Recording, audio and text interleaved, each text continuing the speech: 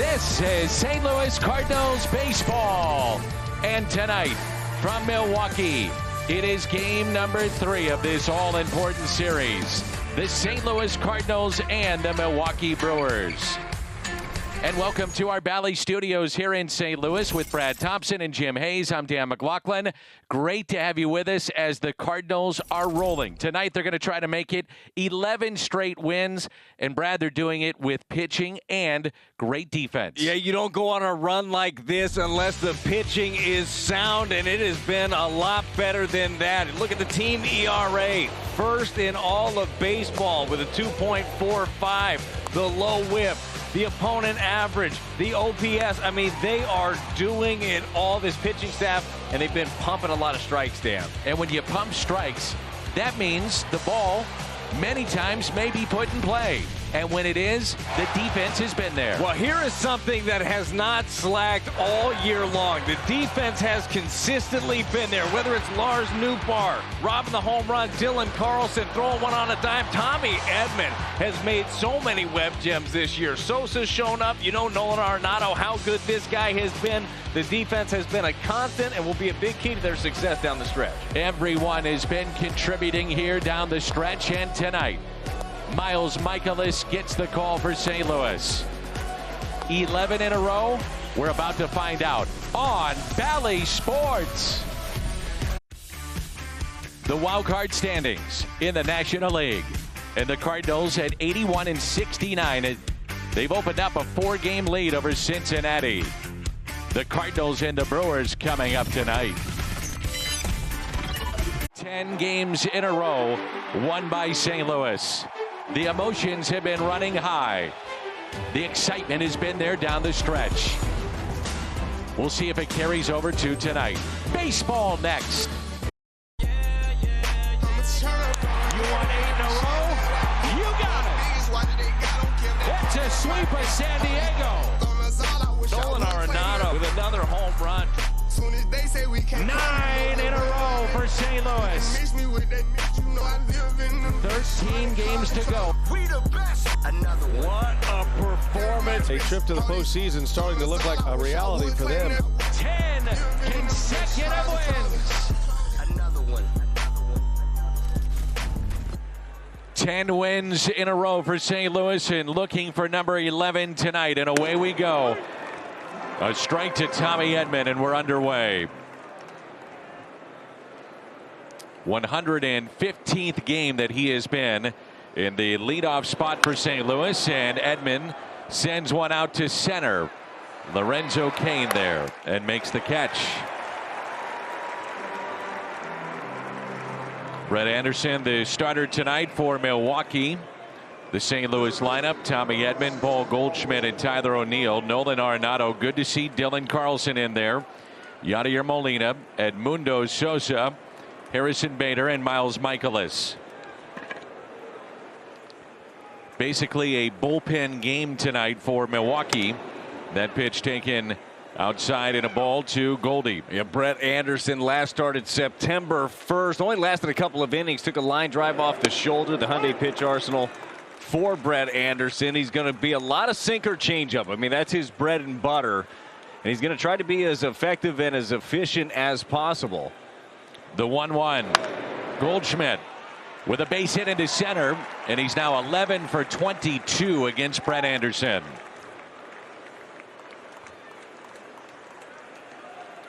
The Brewers defensively tonight: Yelich, Cain, Garcia in the outfield, Escobar, Urias, Wong, and Peterson on the infield. Omar Narvaez is behind the plate, and Around the Horn is presented by Dobbs Tire and Auto Centers. The Cardinals won a thriller last night. Their 10th consecutive win, and here is Tyler O'Neill. The last time they won 11 in a row was 2001, and that was Albert Pujols' rookie season. It's been a long time ago. It's just so hard to string together wins in this league. And the thing about the Cardinals right now, when they're doing it in the season and who they're doing it against, to me, that's the most impressive part. I mean, this has been Dodgers, Reds, Mets, Brewers. These are all teams that are in the hunt.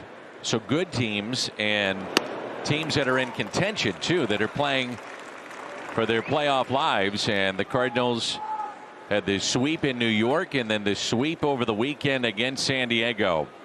And with that, they've opened up a 4-game lead in the National League wildcard race. 1 ball and 1 strike on Tyler O'Neill.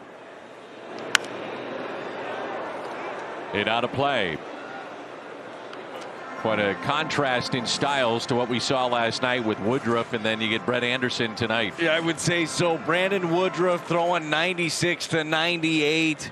He fills up the strike zone. On the flip side, well, Brett Anderson does not throw that hard, and he doesn't throw a ton of strikes either. Inside. He was a 2nd-round pick 15 years ago in 06 by Arizona. 6 picks after that was Wade LeBlanc. 13 after that, John Jay.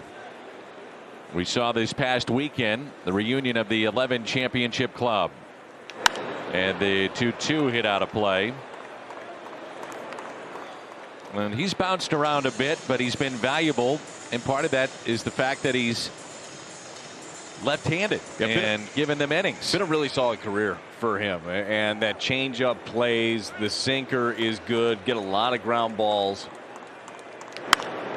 And O'Neill hits it out of play. He's 33. And he is the oldest on the Brewers starting staff. No other regular starter over 30. On the Cardinals, he'd be the youngest. It's amazing how that works, right? He'd be bringing everybody coffee with the Cardinals. Now he's the elder statesman. Roof is closed. The paneling outside the left and right center field walls is closed. And O'Neill jumps on it. And a deep left, 2-0 St. Louis. They strike in the first again. And yet again, it's Tyler O'Neill, one of the hottest hitters in the major leagues. And with that baby, it's number 29 for O'Neill. Last night against Brandon Woodruff, the Cardinals had to manufacture a run. This time, well, this is more 2021 style. It's a cutter up above the zone. You see Tyler O'Neill right there, trusting his hands, how quick they are. Such an easy swing for O'Neill, and he drives this thing out of the ballpark, gives the club a 2-0 lead. And a breaking ball taken low by Nolan Arenado. What a September and what a breakout year for Tyler O'Neill.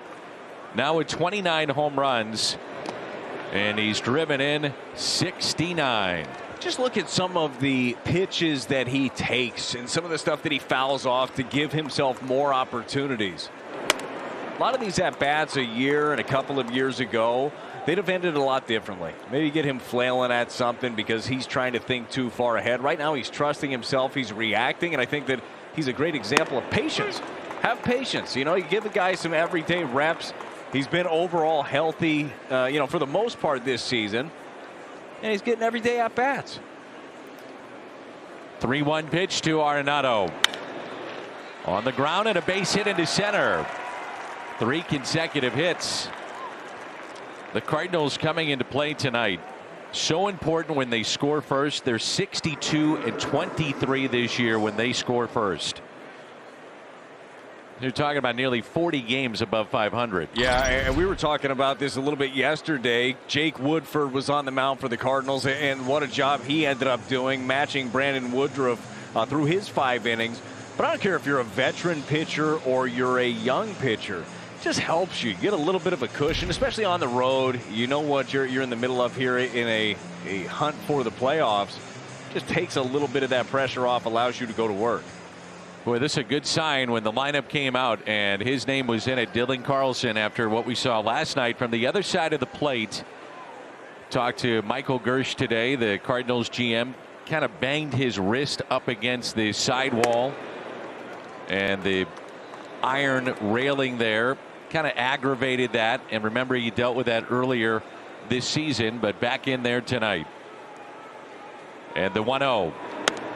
Off the plate, 2 balls and no strikes. That was Tyler O'Neill's 50th career home run, and 29 of those coming this year.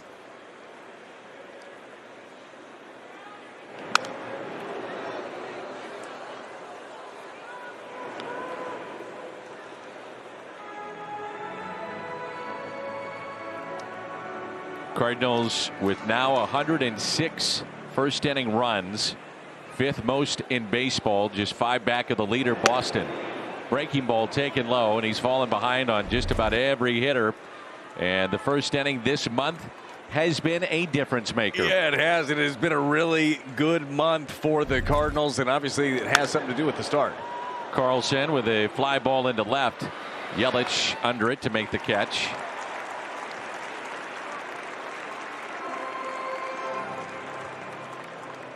Brings in Yadier Molina. With the Cardinals' next win, they will have pulled off a winning record for the 14th consecutive season, all under the president of baseball operations, John Mozeliak. Took over in October of 07. And since then, they have been above 500, winning baseball, championship in 11, World Series appearance at 13. And Yadi pulls it foul. And I bring that up with Yadi at the plate. Yadi's been there through it all. Adam Wainwright. So obviously you have those cornerstones, but it is tough to win every year and be competitive, and they've been able to do that under Mo. Look around the Central. Like just a specific look inside your division tells you how difficult that is. The Brewers are finally on a run. 4 times they're going to be in the playoffs. That's the first time that's happened in franchise history. Heck, I think 3 in a row was the first time that had happened. So it is so difficult to sustain this, and we've seen nothing but competitive games, over the last decade plus. 0-1 the count on Yadier Molina. Ground ball left side. Flip to second and a force. 2-run blast. Tyler O'Neill. They strike first again. Half inning in the books. 2-0 St. Louis. St. Louis Cardinals baseball on Valley Sports Midwest is brought to you by Budweiser. This Bud's for you. By Chevrolet, the #1 selling brand in the St. Louis area. Find yours at your Mid-America Chevy dealer. And by CarShield. CarShield cars go farther. Tyler O'Neill's 8th home run in the month of September. And that's tied with Adam Duvall for the lead in the National League. And Miles Michaelis has been given already a 2-0 lead, and he'll get the start tonight. We'll see what he does with this. He was a lot better last time out against the Padres. Very efficient. The Hyundai pitch arsenal for Miles Michaelis. How's he doing it? Well, a good mix of the 4-seam and the 2-seam slider. The lefties will see a bit of that curveball, and every once in a while he sprinkles in the changeup. But Miles Michaelis, he was in the strike zone. He was in command against the Padres last time out. Also saw a jump in velocity his last time out, too. Here's Colton Wong. And the first pitch taken for a strike. Wong at the top, then Escobar and Yelich, Garcia, Narvaez, Urias, Peterson, Kane, and Anderson. I thought that pitch was sharper last time out, and the velocity was up. It was jumping out of his hands. So the curveball, he was able to throw it for strikes whenever he wanted it against the Padres. That ends up being big. And it's crazy to believe a guy that has missed the large part of the last 2 years is just going to be sharp right away. It's going to take some time. But what you want to see is him just get incrementally better. And I think that we've seen that from Miles. The 2-1 lined into the glove of Sosa in the first out. Brad Thompson's Toyota key to the game. Well, good start to it right there. D up, because when Miles Michaelis is right and he's on the mound, well, you're getting a lot of action. And specifically, it's not usually the line drives like you saw. It's a lot of ground balls. He got 13 ground ball outs last time against the Padres. That's when you know he's right. He's getting them early. The ball moves all over the place. He does such a great job of just missing barrels. So D up in this one. Eduardo Escobar looks at a strike, showing bunt pulled back. Hitless in this series, 0 for 8. Christian Yelich on deck.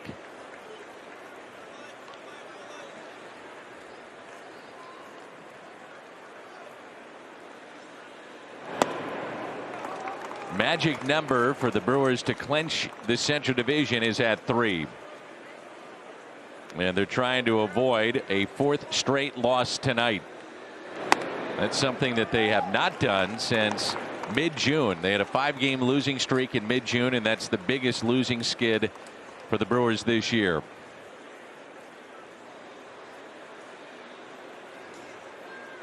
The 2-1. 2-2.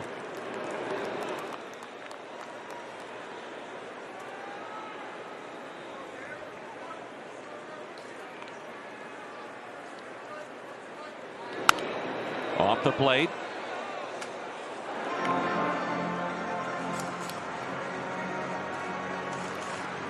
Michael is such a key component potentially down the stretch here, and certainly the next 2 years. Roughly $15 million owed per season, so want to get him healthy and obviously in the rotation next year and the year after that. Yeah, it was a big financial commitment from the organization, and they did so because they believed in what they saw. Remember 2018, I mean, this guy was 6th in the Cy Young voting. He was lights out. You sign him to that extension. Unfortunately, he's just been injured. Swing and a miss. Strikeout number 1 for Michaelis. Boy, you talk about guts last night, putting the winning run at second base. It was 1st and 3rd, 2 outs. And Mike Shildt says, nope, we don't want to see Christian Yelich. Gallegos against Reyes, the final position player for Milwaukee. Got him to strike out, and the Cardinals had wrapped up their 10th consecutive win. Now you could say, hey, you need to pitch to Yelich in that spot because he's hitting 200 with 3 extra base hits in September. Why put the winning run at second base? But we all, if you follow Cardinal baseball, have seen Christian Yelich and saw the at bat earlier in the game in which he lined out to left, which maybe played into it for Mike Shildt. It was a gutsy move, and it paid off. Yeah, hindsight's 20/20. So me saying I like the move, I mean, that it's kind of silly, but I liked it at the time. It made sense to me at the time. You got a guy that you really trust in Giovanni Gallegos. You trust him to throw strikes at that point. I know that the Cardinals have had their issues with the bases loaded this year, but you know what? This version of the Cardinals have not. Yes. Like, that has gotten so much better. That's inside 3-1. Just felt like a playoff game last night, didn't it? Like everything about it, all the move that we just talked about there with Yelich, the tight game, felt like October. Essentially, all these games for the Cardinals, they are. As Yelich lines it to Dylan Carlson. Couple of lineouts. And the Brewers go 1-2-3. 2-0 St. Louis.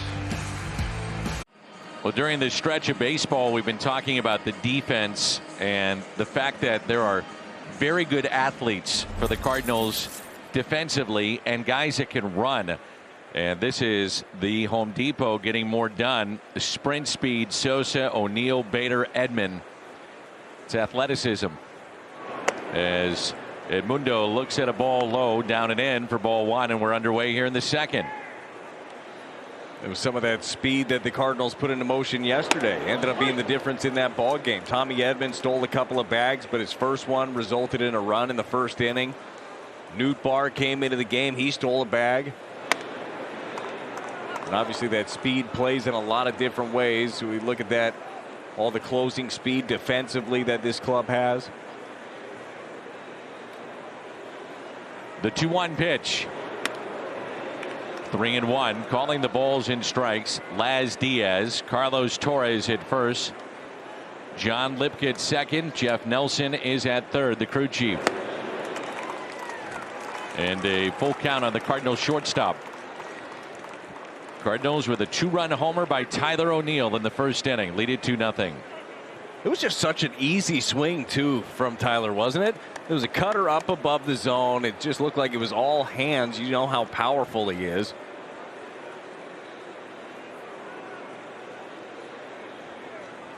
And the 3-2. Sosa hits it down the left field line and foul.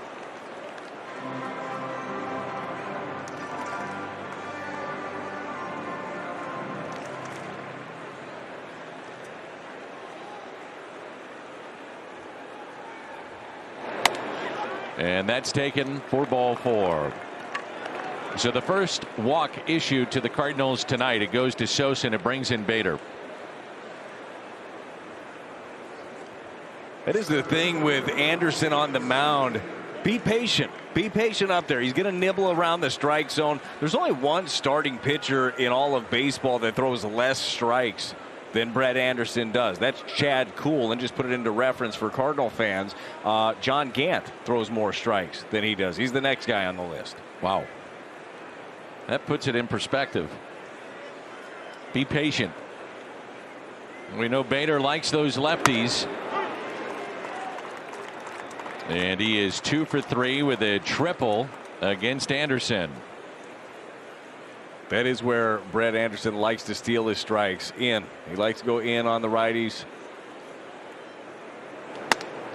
Taken high, and it's 1 ball and 1 strike.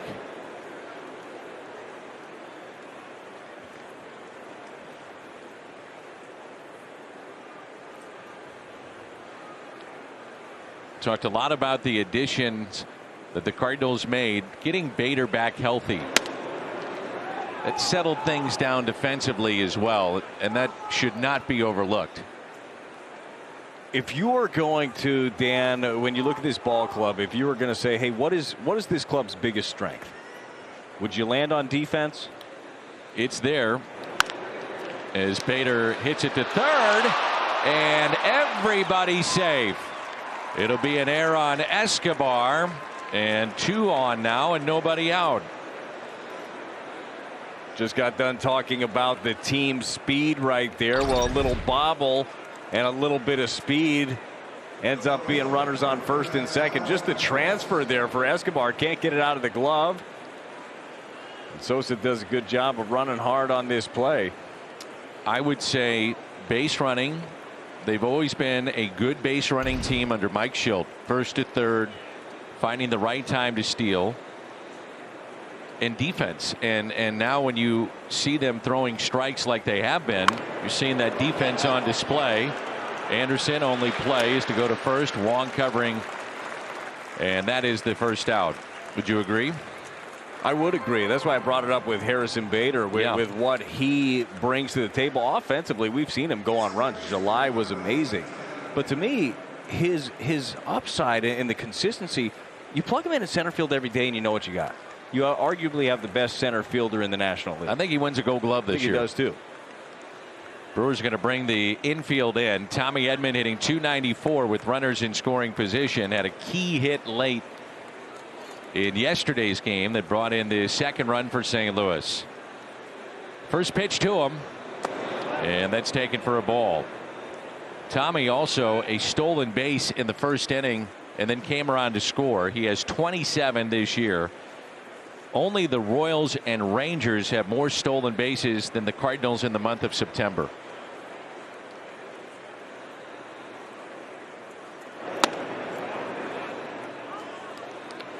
He's around the plate but not getting anything, and now it's 2 balls and no strikes. And the splits there for Tommy Edman. 2-0. Big gap in left center.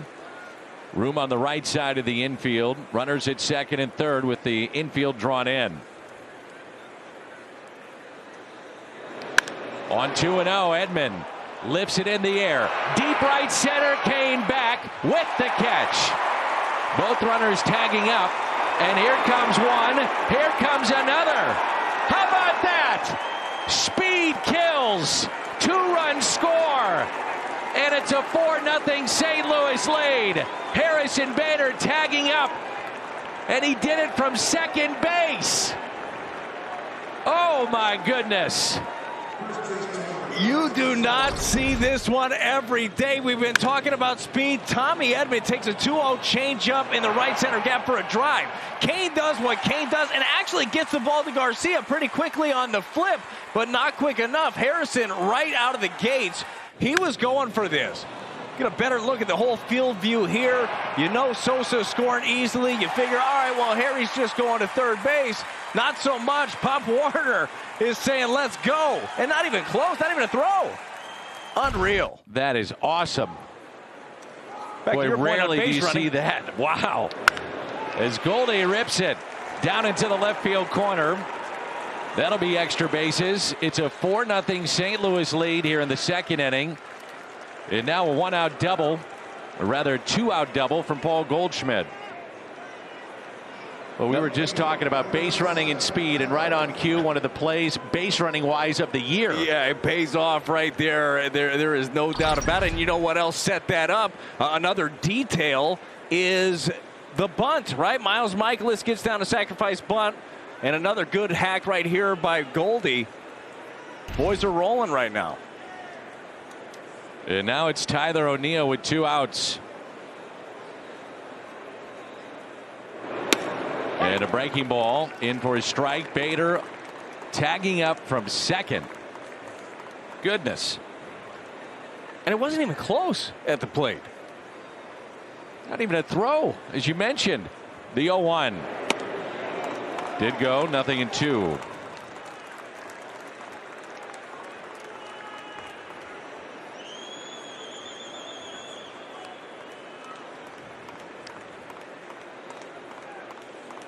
The 0-2 pitch off the plate. So Tyler O'Neill now 1 shy of 30 home runs.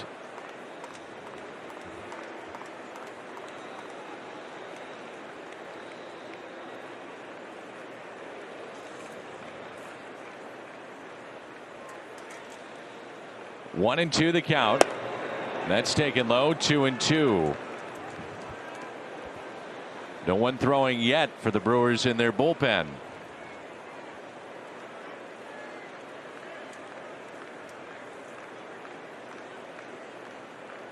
O'Neill as locked in as we have ever seen him. The 2-2. And that is a base hit. A fair ball inside the left field line. Goldschmidt will score. O'Neill to second base. 5-0 St. Louis. Tyler O'Neill has driven in 3 of the 5. What a start to this ball game. And to your point, Dan, with him being as locked in as we've ever seen him, another off-speed pitch. This one a changeup. Hangs up a little bit. Does enough to stay back on it and be able to serve this thing into left field, drive in another one. Trust in his hands.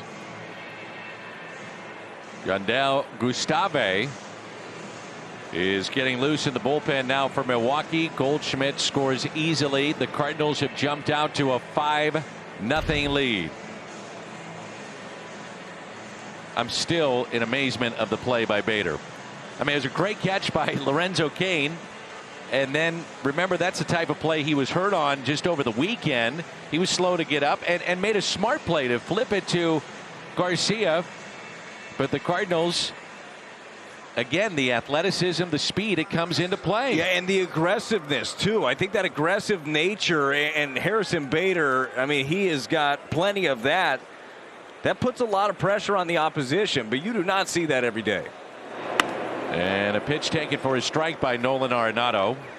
Singled to center his first time up. Nolan with 33 home runs and trying to match Scott Rowland and Fernando Tatis for the most home runs by Cardinal third baseman. And Nolan lifts it down the right field line, slicing out of play. The longest winning streak the Cardinals, by the way, that they've ever had, trying to go for number 11 tonight. It's 14, and that was all the way back in 1935. This is something. It is. It is. And it has been so fun. Now, honestly, it's less about the winning streak and just more about the overall baseball that's being played. It's all finally coming together. Missed in, 1-2.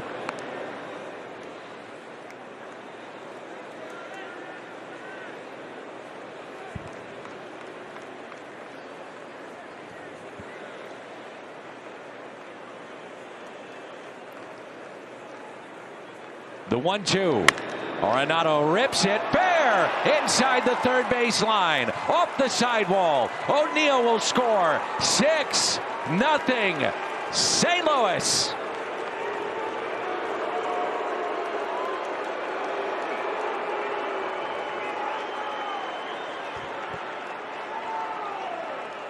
That is going to be it for Brett Anderson. His first start since September 1st. Got hit with the line drive, spent some time on the IL, and the Cardinals just pour it on him early in this ball game.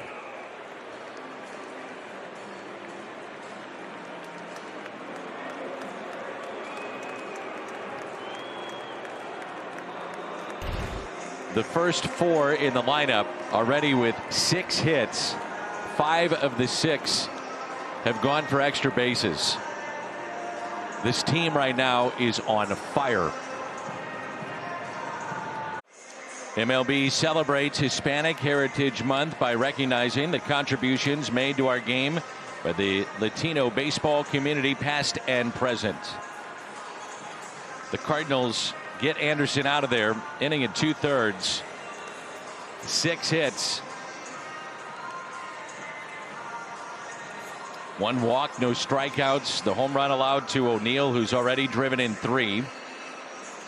Tyler O'Neill has a home run and a double, and he's going to have a lot of plate appearances, you would have to assume, tonight. You got Arenado already with a single and a double. Goldschmidt is 2 for 2 with a single and a double. And in this inning, we saw the costly error made by Escobar. Probably not able to get 2, but they get the lead runner, and then Miles Michaelis is not bunting in that spot, potentially. Changed the complexion of the inning, and the Cardinals took advantage of it. And now it's Dylan Carlson. Incredible what's going on here. It is. No, it is for sure. And goes back to some of the details, the defense, the speed, the little things that end up mattering down the stretch, and momentum and belief. You know, that was something to when the 2011 World Series team was back over the weekend. A couple of words that David Freese kept speaking about over and over again. Hope and belief, right? Hope and belief ends up being a dangerous thing. Well, I know this team has plenty of belief and what they can do. And look, I don't even think it's hope at this point. They know they're rolling. And when you're confident heading to the ballpark every day, you're dangerous. Here's a 1-1 pitch to Carlson. That's down and in. Nolan Arenado at second base. Cardinals had 3 consecutive doubles. Goldie, O'Neill, Arenado, and that was it for Anderson.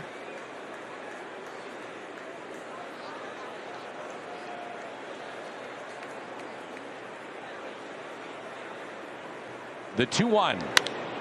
And Carlson lifts a fly ball into center. Kane is there. The Cardinals pick up 4 runs in the top of the second. Speed kills. Does it ever? Harrison Bader scoring from second, part of a 4-run inning on a sac fly by Tommy Edman.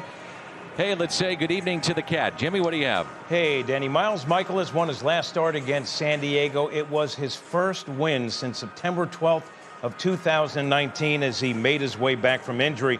Miles said after his last start, that was Friday, on the post-game Zoom, he said his pre-game prep included burning sage.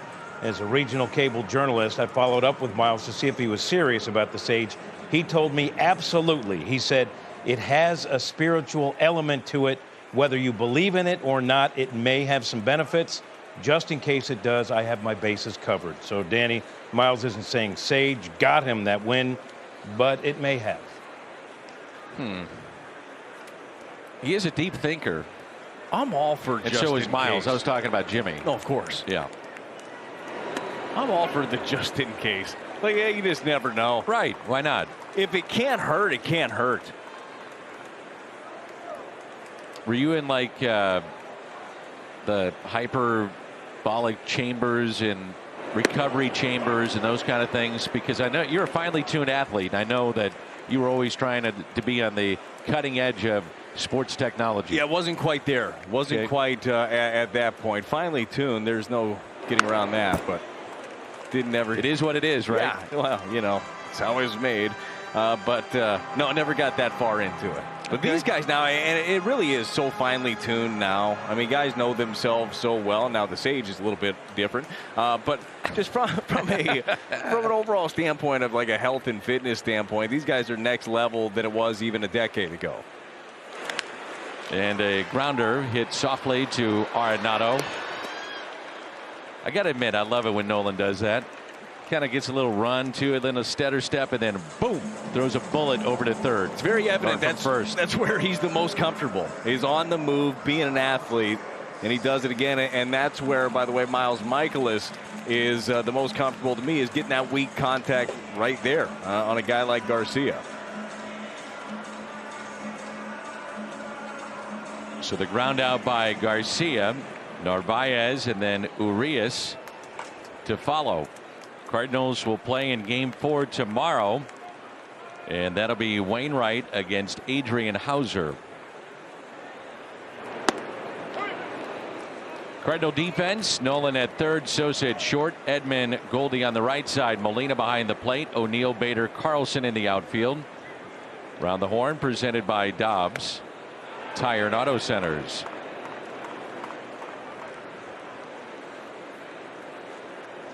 The Cardinals' run differential, I do like to look at it when you get past the halfway point. Where are you at? Are you plus? Are you minus? Entering September, it was -12. And since September 1st, including right now, they're +25. And in this winning streak, it's +37. How about that? No, and I think you're right, too. That's the time to look at it. It's not the beginning of the season. You let the season kind of play out, and you see it. It's at least a decent litmus test on where you're at. Not always the be-all, end-all. And a curveball is popped up left side. Arenado giving chase. Oh, what a play, Nolan Arenado! He holds on. Went over the tarp. Back to the infield, and a basket catch from Nolan. You kidding me? Are you kidding me again with this play? We were just showing off like one of the signature Nolan Arenado moves to throw on the run. Well, this is another one. Has to travel a long way to go get this thing. The basket catch keeps on running. A lot of guys, Dan, as you know, they're going to hold up right here. You see the tarp coming. You start getting the stutter step a little bit. Don't finish the play. There's no fear in that guy. You're not going to find a better defensive club right now than the St. Louis Cardinals.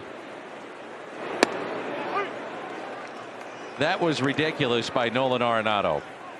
It's willingness and want to. Like we saw it on that play. Like either you're willing to go into the tarp, potentially into the stands, or not. We saw it with Dylan Carlson last night on the play down the line where he ended up banging his wrist a little bit. Like you're going into uncomfortable spots to make great plays. O'Neill in the corner. Yes. Over the weekend, Tommy Edman, a diving stop to his left, another one to his right. Goldie has been as steady as they come at first. Bader all over the place in center. They are clicking right now. That's it out of play. And if you're Miles Michaelis, you see stuff like that, you just say, you know what, here it is. Here it is, hit it. Go ahead and hit it at somebody, because somebody's going to make a great play for you.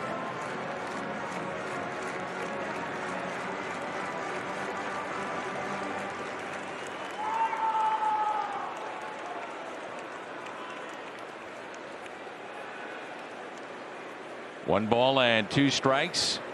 Michaelis has struck out 1. And he's retired the first 5 thus far in the game. 2-2 the count.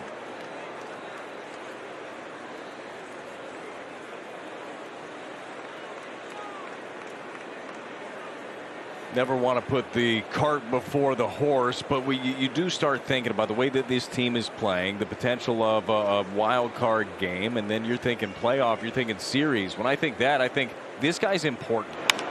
Miles Michaelis can be very, very important down the stretch if he starts getting to that point where he was a couple of years ago, efficient, throwing strikes, lots of ground balls.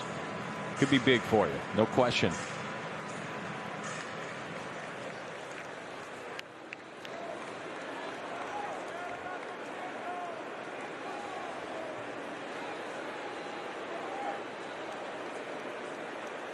The 2-2.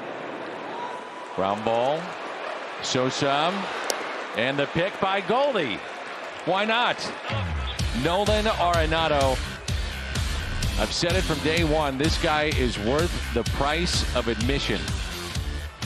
He's flat out awesome. 6-0. T-Mobile coverage cam. The Cardinals playing in Game 3 of their 4-game series in Milwaukee. And with Brad Thompson and Jim Hayes, I'm Dan McLaughlin. We're coming to you from our Bally Studios here in St. Louis. Here's Yadier Molina. The check swing, pop up, and the catch is made by Jace Peterson.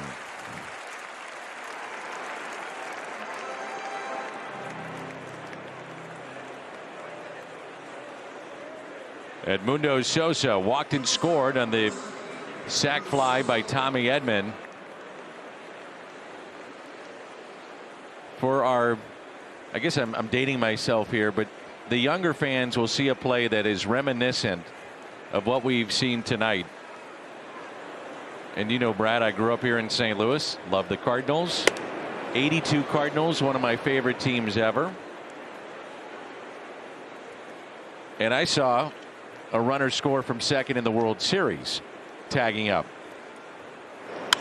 It's a pretty good stage to do that on. I would say so. Now, in that game, memory serves correct, the center fielder slipped. That was Gorman Thomas. And I think it was Tommy Herr at the plate, and Ozzie would score. But it was a heads-up play, and that team was athletic as well. Might be one of the great infields defensively, if not the best ever, the Cardinals have had. Ken Oberkfell, who was a tremendous player, third baseman, Ozzie at short, Tommy Herr at second, Keith Hernandez, maybe the finest defensive first baseman in the history of the game. I mean, they were really good.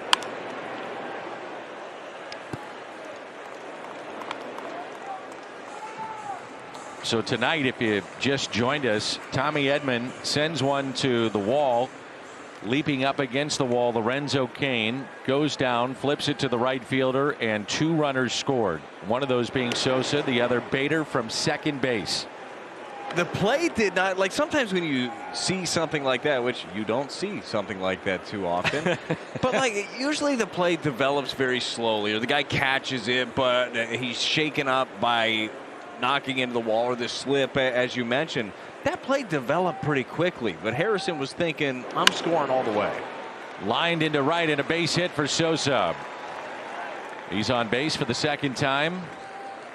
Gustave in relief of Anderson, who lasted an inning and 2/3. And this going to be shown all over the place. Harrison Bader, it's the little things, right? Defense, good base running, the timely hits. How about this base running? Bader is at second. StatCast powered by Google Cloud. No hesitation, and he scores with no throw. Incredible. It was incredible. And again, Cain flips that ball to Garcia pretty quick. He gets the ball in, but the closing speed, the instincts off the bat, he made it easy. Up the third base line and foul. The guys in the truck, they found it. Tommy Herr, yep, he was at the plate. Does he slip? Yep, Gorman Thomas, and here comes Willie, and here comes Ozzie. Pretty big play. That's pretty impressive. Game 4 of the 1982 World Series. Gorman Thomas can't be backpedaling like that, Dan. You got to get to the spot. Got to get back there. You better not tell that to Bader. No. He likes to backpedal. Oh, but he gets to the spot. Oh, okay. He all right. gets the big strides backwards. Okay. So you're fine with that? Yeah, if he catches it, right, just get under it and get in a good position. There's the 0-1, and Bader breaks his bat. Hit to short. The turn by Wong, not in time. The Reds were rained out tonight, so they sit as we speak. 4 games back of St. Louis. And the Reds did make, though, some news today. They extended David Bell 2 more years as their manager. How many more ejections do you think that is? 2 more years. I'll say 6. I go 12. I think that's good. I'll take the over just for fun. He gets a little hot sometimes. Yeah. That's all right. Yeah. And you get a reputation, you know. I like him.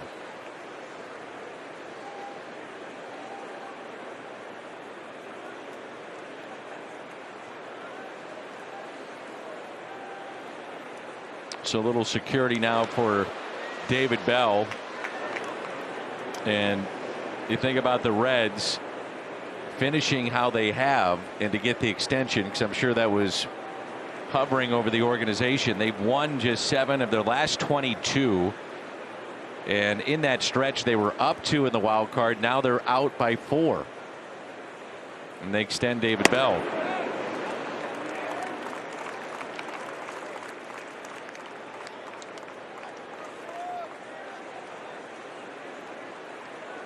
During this run, you got to give Mike Schilt credit. He has been pushing all the right buttons. Now, players play. They make the plays. But the move last night, gutsy, and it worked. You got to put him in the right position to succeed. Yes. I mean, that ends up, that's the nuts and bolts of that job as a manager. You got to make some tough calls. And I'm sure that loading up the bases was not the easiest decision in the world, but it ended up being the right one. And in the moment for Schilte, it was the right one. You go after Reyes, you trust Giovanni Gallegos.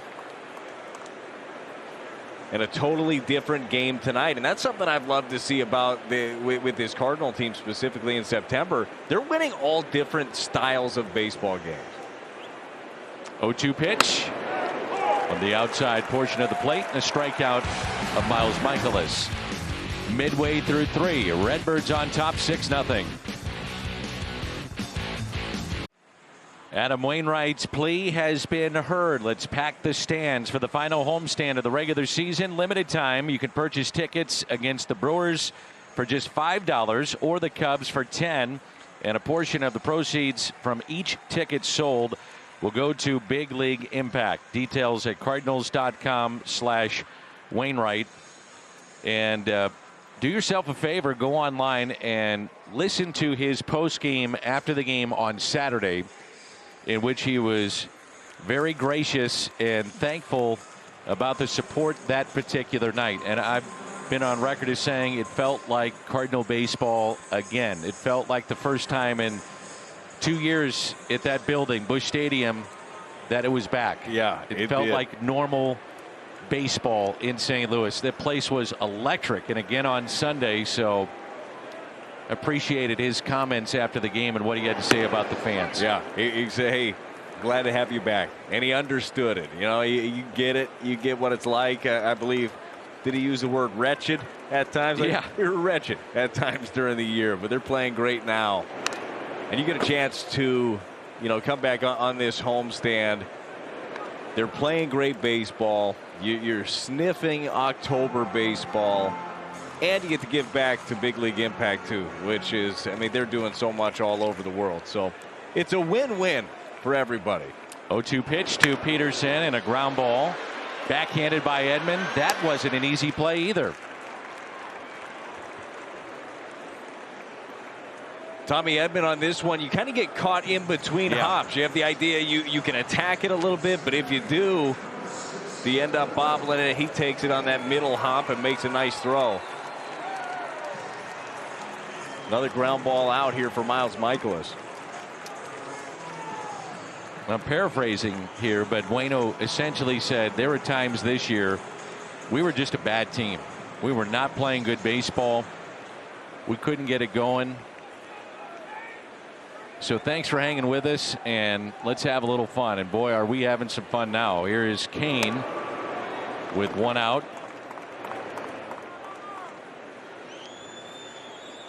Lost in the running and the 2-run scoring was a very fine play by Kane as he lines it to center, and Bader couldn't come up with it. Did, though, thankfully for him, keep it in front as that ball scoots away. That gets by him. It's an inside the park home run. Easily the way that Kane runs.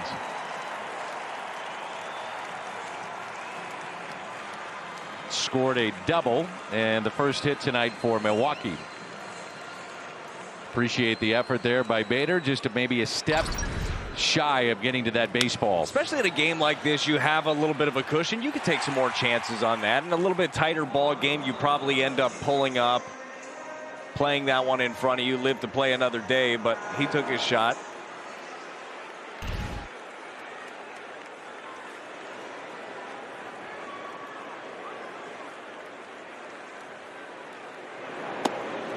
Here's Gustave. So Brett Anderson, the starter tonight, lasted an inning and 2/3, gave up 6 hits and all 6 runs. Gustave does not look like he really wants to have much of this at bat with Michaelis. What makes you say that? Well, his front foot is going towards the Cardinal dugout. That was the first indication. Okay, all right. No, but you never know. No, you're right. Because you do that. No, you're right, though. He's basically in the dugout as he's swinging. You see a little laugh right there. He is 0 for 1 in his career at the plate, and that was a strikeout. Miles has struck out 1 tonight, looking for number 2 here.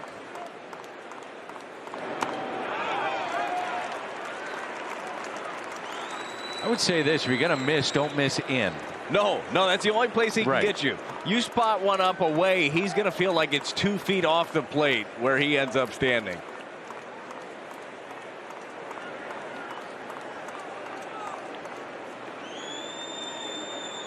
Two balls, 2 strikes, and there it is. Gustave down on strikes. While we have a moment, quick word from Brown and Brown. Brown and Brown is on the road too. So if you're injured in a car crash or hurt on the job, call us for free. In Missouri, dial all 3s. In Illinois, dial all 8s.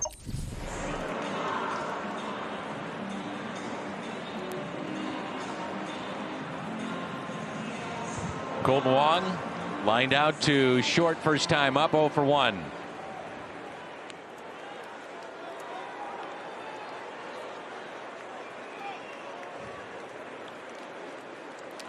So runner at second, that is Lorenzo Cain with 2 outs.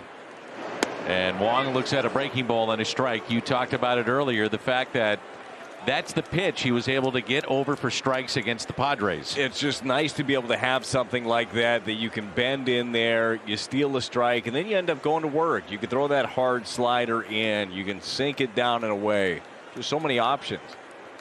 And the 0-1 pitch by Michaelis. Nothing in 2. It's a hard slider in. So you have that same or similar spin to the breaking ball. Colton picks that up a little bit, but then it comes boring in. So the last Cardinals sac fly that scored 2 runners prior to tonight, Albert Pujols against the Rockies in 2009, and that scored Colby Rasmus and Skip Schumacher. I'm kind of surprised Albert wasn't the trail runner on that. Yeah. You know, he had that cloak of invisibility. He would just run and magically be safe sometimes. And sometimes the stop sign by Jose Oquendo was put up for effect. That was it. Well, yeah, that's true. You know, he would put it up to deke the opposition, and Albert just kept on going. Sometimes it was just a yield. I think it was more that. And it just sounds better to say it that way, too. Oh, yeah, it was by design. You sure. do a little bit of both. Wong yanks it foul down the right field line.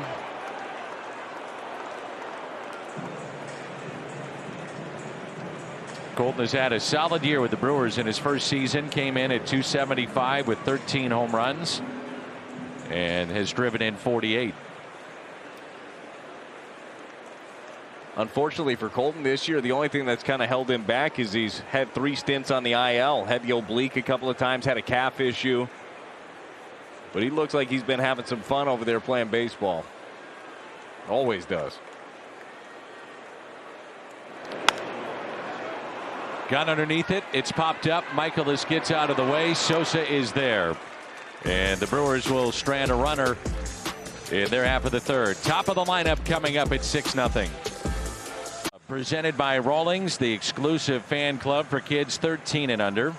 2021 membership includes a fleece blanket, wall sign, pencil pouch, voucher for a couple of tickets, monthly virtual events. Cardinals.com/kids club. All for just $28. Tommy Edman, and looks at a fastball high. Underway here in the 4th inning.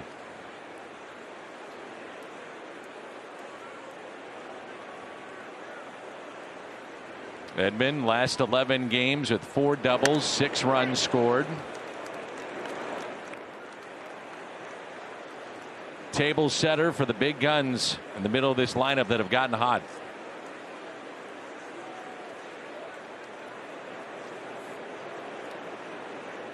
The 1-1 out of play. You look at Mike Schilt's lineup here recently, and it's looked pretty familiar day in, day out, hasn't it? Every once in a while, a guy's going to get a day off. But that 1 through 4 specifically, that has been staying pretty true, and rightfully so. I love what Tyler O'Neill has looked like in the 3-hole. I agree, Tommy Edman from both sides of the plate, good table setter.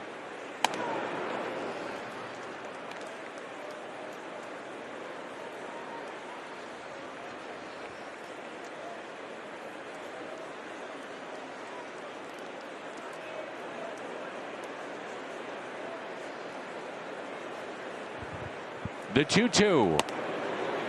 Full count.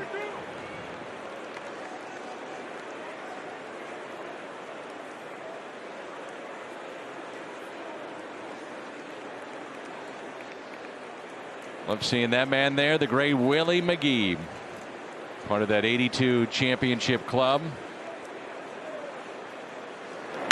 And Edman grounds it right side to Colton Wong.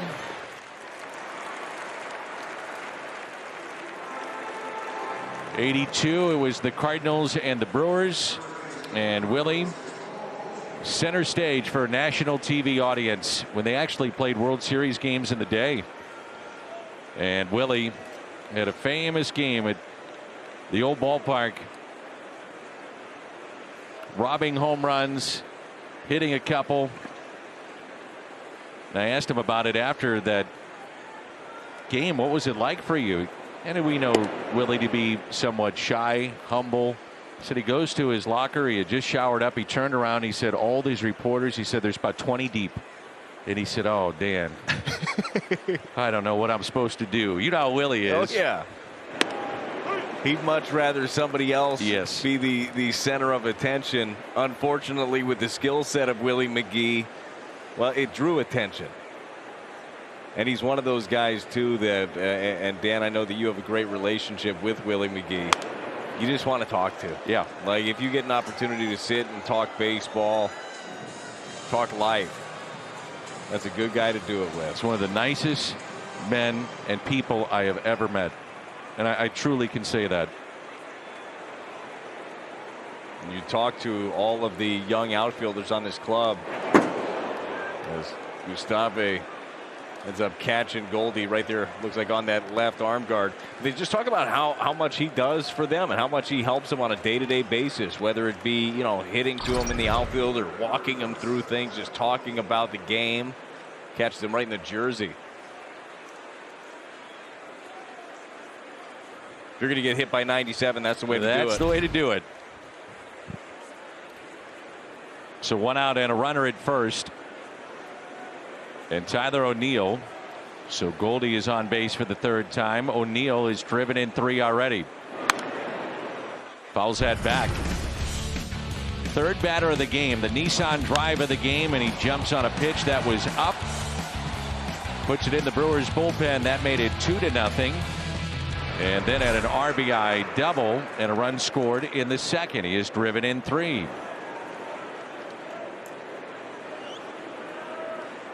The 0-1. Fastball in there for a strike, 0-2. I think Gustave made a good decision with that fastball right there. If he'd have thrown another slider like he did on strike 1, it might have gone a long way.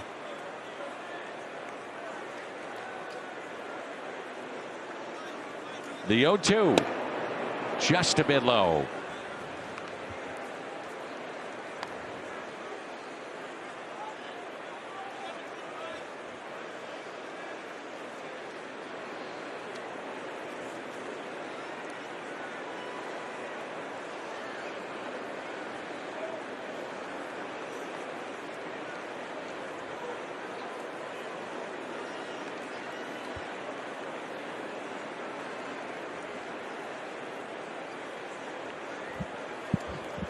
.323 the average since O'Neill moved to this spot in the lineup.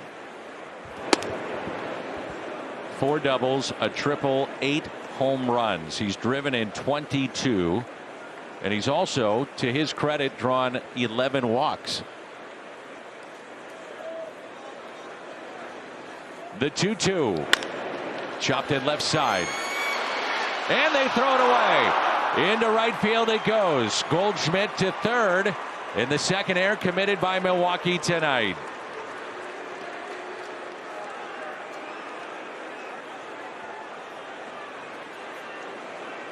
If you're Craig Counsell, you are none too pleased with what your club is doing right now in this series. Yeah, you can see it on his face. Not happy at all. This is a throw right here. Willie Adames. Colton Wong, we know how good he is around the bag. Just pulls him off it. Not able to get to that one.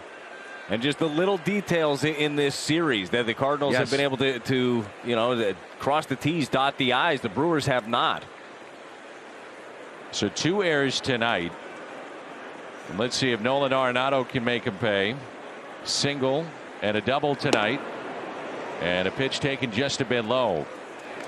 They've had a sizable lead, and I'm sure from his perspective, internally he's saying, I can't let this club lose their edge. Can't do it. The 1-0. Arenado with a fly ball out to center.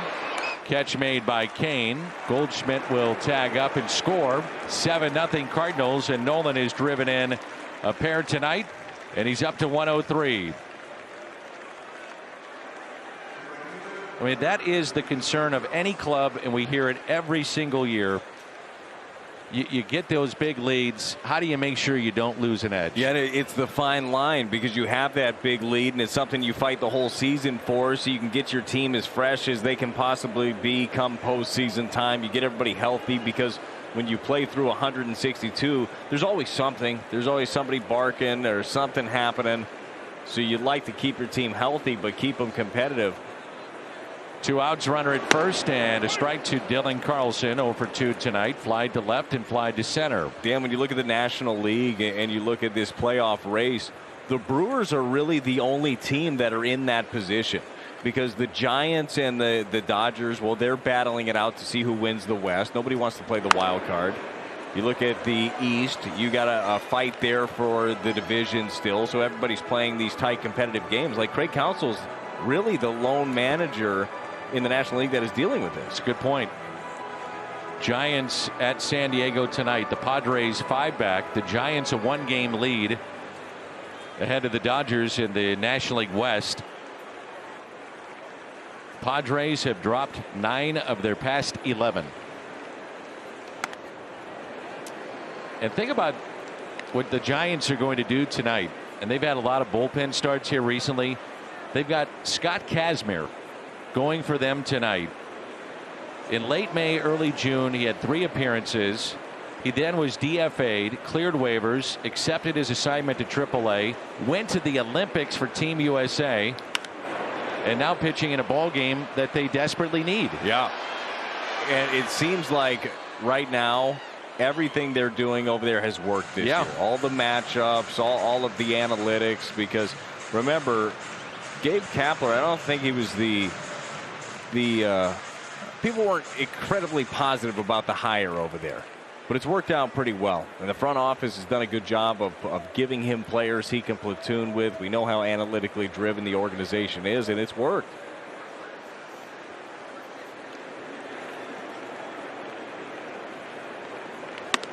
And he tied him up, and shaking that hand is Dylan Carlson. Keep an eye on that. Cardinals add to their lead at 7-0. Michael is finishing up his warm-up tosses for the bottom of the 4th. The Cardinals looking for their 11th straight win tonight. And welcome inside our Bally Studios, based here in St. Louis. Brad Thompson, Dan McLaughlin with you. And Brad, obviously everything is clicking right now for the St. Louis Cardinals. It is. We've seen a little bit of everything in this ball game. We've seen the clutch hitting. We've seen the power, incredible defense, base running. We've seen why this team is where they are in the NL wild card.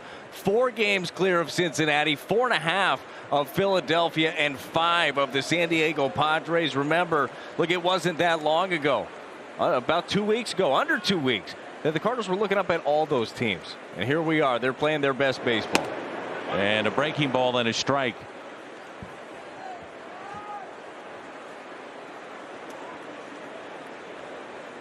Escobar, Yelich, and Garcia. Another breaking ball up the middle. And there's Sosa playing up the middle with that shift and the out.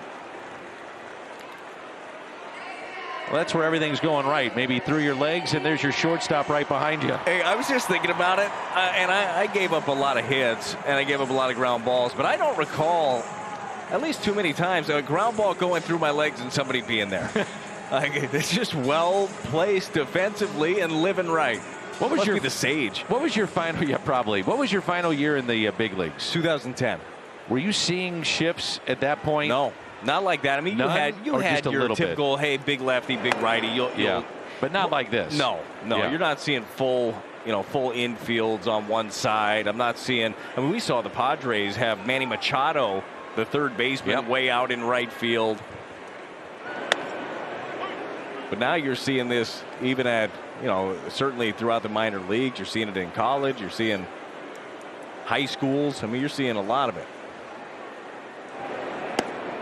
Curveball catches the corner on Yelich. 1 ball and 2 strikes. Curveball looks good again today. He lined to right his first time up.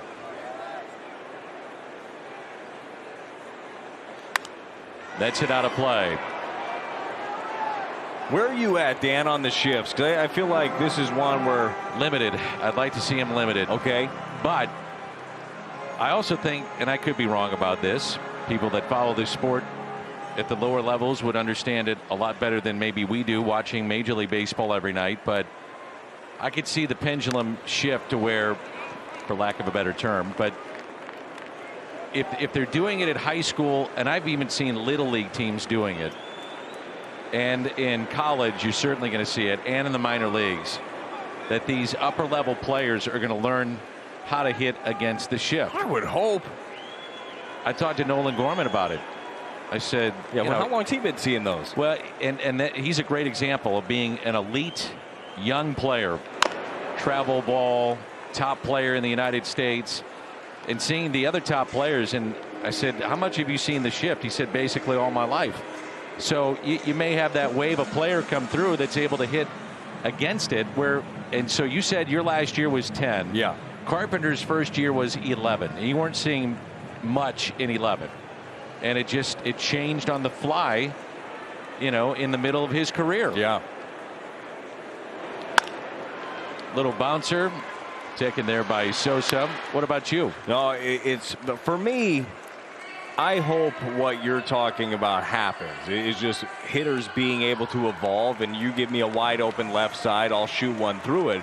But the only problem with that line of thinking is doubles and home runs are still what teams are looking for. Yeah. And a lot of that is to the pull side. So they're not looking for the batting average as much as maybe, if you're an old school fan thinking, hey, this guy's not having a good year, he's hitting 250. Well, if he's got an OPS in the 800s, that's kind of what they're looking at. So I just don't see it evolving on its own if you continue to get paid and if organizations continue to look at your power numbers specifically. So I don't know how to incentivize it. There is Garcia. I mean, that's a great point. I mean, you're looking for power. You're looking for guys that throw 98 to 100 from the pitching side. And then you have Adam Wainwright, John Lester, and others that really understand how to pitch and can get outs and being efficient inside the strike zone. Yeah, that's the shift I want to see, too. And by the way, add Miles Michaelis to this list. Even though Miles Michaelis has more pure stuff. I mean, he can still run it up there 95, 96 when he really needs it. But a guy that pitches to contact within the zone. And that's the one, to me, I really hope that we see more of. We see more pitchers be effective in the zone and just attacking with it. You can have great stuff in attack, too. Those are the special ones. And a ground ball handled by Nolan Arenado. And a 1-2-3 inning for Michaelis against Escobar, Yelich, and Garcia. We move to the 5th. St. Louis Cardinals baseball on Bally Sports Midwest, brought to you by Ford, the official car and truck of the Cardinals, and by Steel. Find your Steel dealer at steeldealers.com.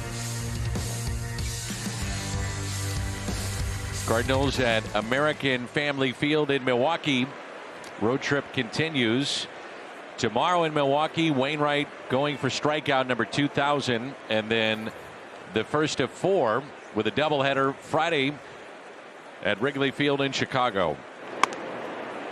First pitch, a ball to Yadier Molina.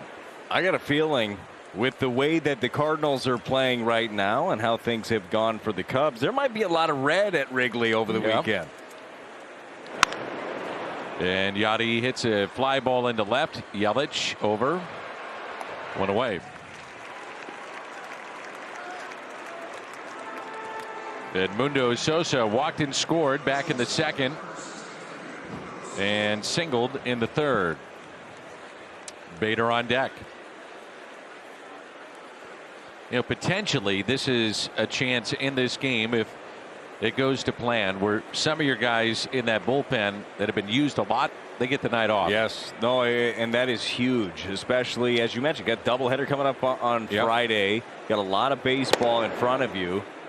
Potential to play some tight games. You'd love to think that you're going to score 7 every time. By the way, this team has done a really good job on the road here recently. You look back until the trade deadline. Go back to August 1st. They've been the best team in baseball on the road, scoring over 6 a game.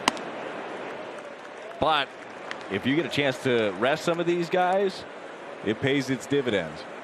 Last 13 games, the bullpen has an ERA just over 2. The 1-1.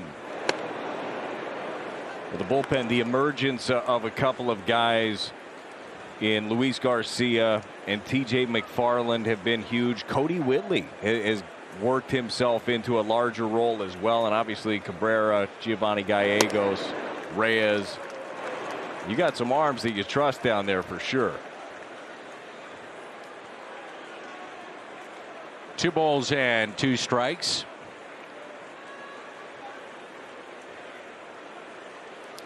Sosa this year against right-handed pitching, hitting .288. And out of play. Gustavus did a good job slowing this ball game down a little bit. I mean, Brett Anderson was on the ropes quickly. He's come in and at least giving his team a chance to breathe a little. Broken bat, soft liner into center field. Edmundo Sosa on base for the 3rd time. While we have a moment, quick word from Ryan Kelly. The only thing faster than the supersonic golf cart is the 21-day closing guarantee. Only available at thehomeloanexpert.com. All right, Brian, thank you. Bader coming up.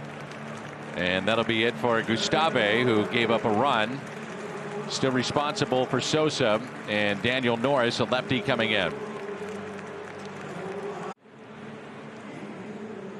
Daniel Norris, the new pitcher in for Milwaukee. Chevy called to the pen. And Norris will face Harrison Bader with a runner at first and 1 out here in the top of 5.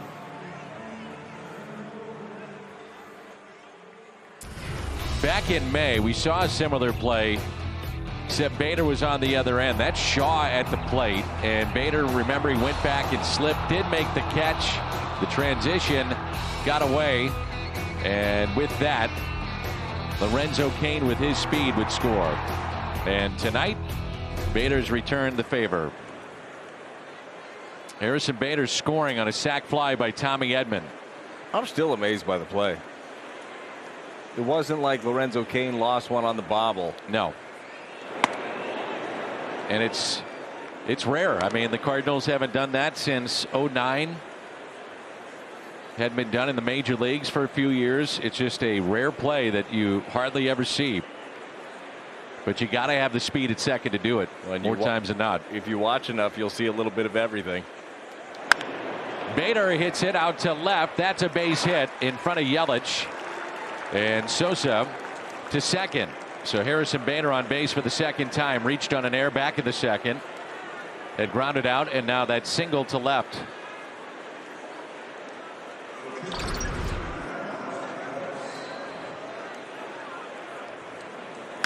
Goes down and gets it. The thing, too, in games like this, you have a lead. It's comfortable. You keep going. You keep piling on. Take good at-bats. Take aggressive swings.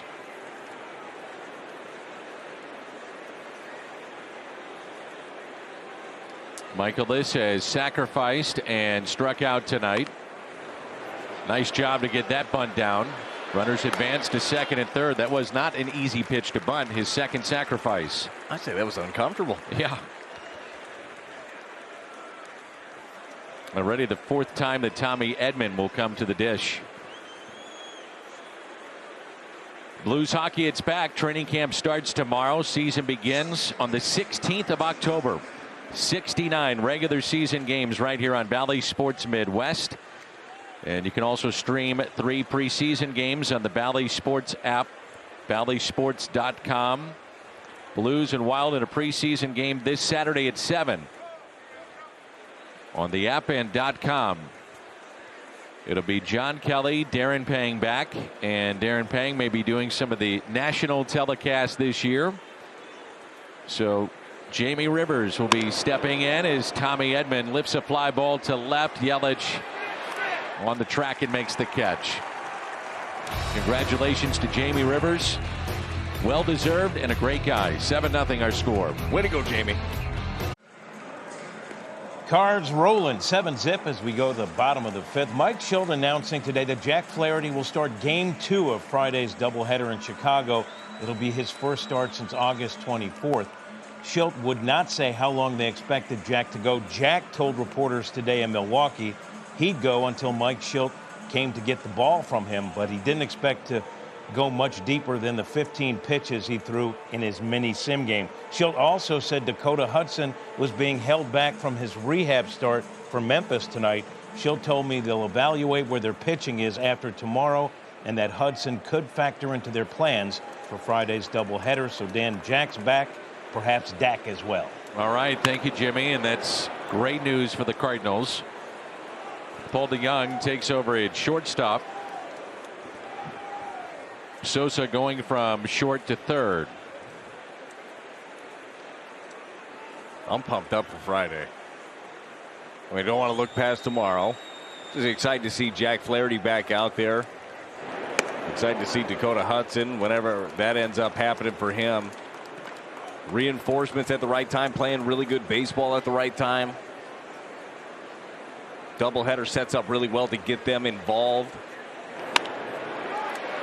And that is a fair ball down into the right field corner.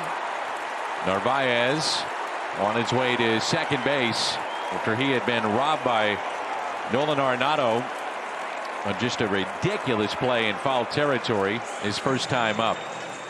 I'm also excited by Michaelis, consistently hitting 95, a couple of times 96, and for the most part that curveball has been sharp. Yeah, it has been. That one just kind of spun in there a little bit, but to your point, look, you look back to the 4th inning. It was a 12-pitch inning, 10 of them for strikes, 3 weak ground balls, a couple of them to second, 1 to third. This is what you wanted to see out of Miles Michaelis. This is what you saw a lot of out of Miles in 2018. The quick outs.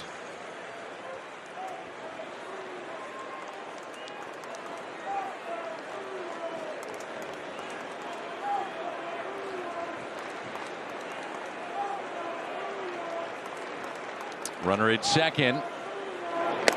Urias looks at a strike. 268 his average with runners in scoring position.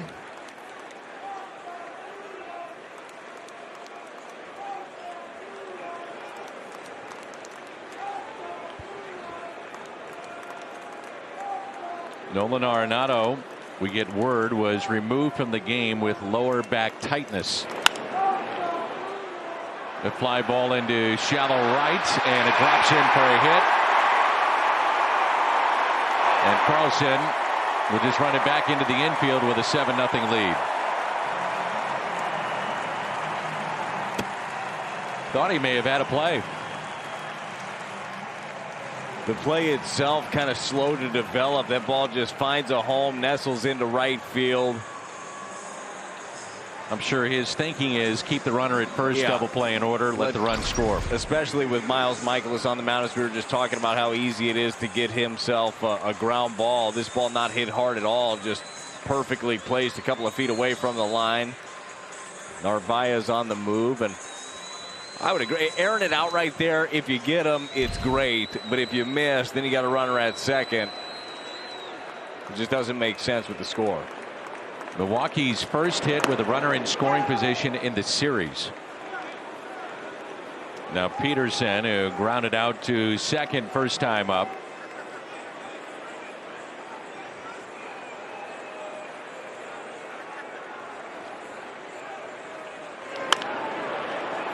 Michaelis, the turn, and safe.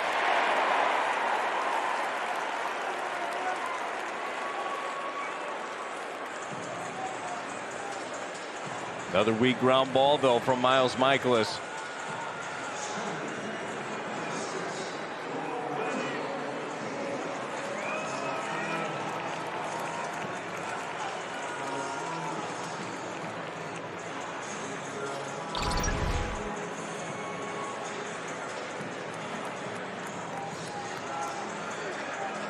So Peterson gets down the line, and he is hitless tonight, 0 for 2. The first out here in the bottom of the fifth, and it brings in Kane.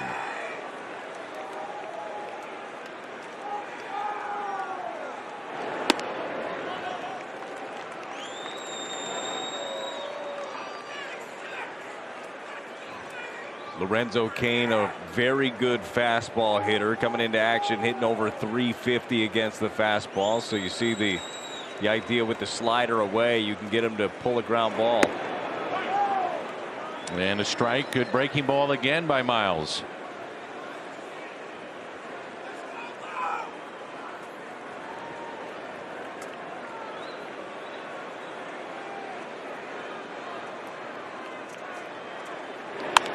Up the middle, backhanded Edman to DeYoung, and the out. Again, the defense coming into play. Tommy Edman ranging to his right. Nicely done. Yeah, it's another good play, and you worry sometimes on those plays that are that tight where you have to make that quick snap throw. Do you handcuff the guy over at second base? Good feed there by Tommy Edman.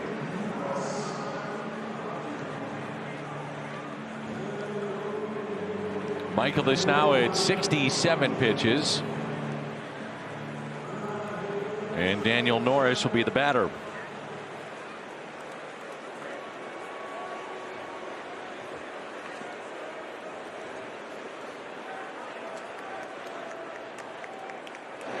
Michaelis has not walked a man in this ball game. He has struck out 2. He's allowed a run and just 3 hits thus far.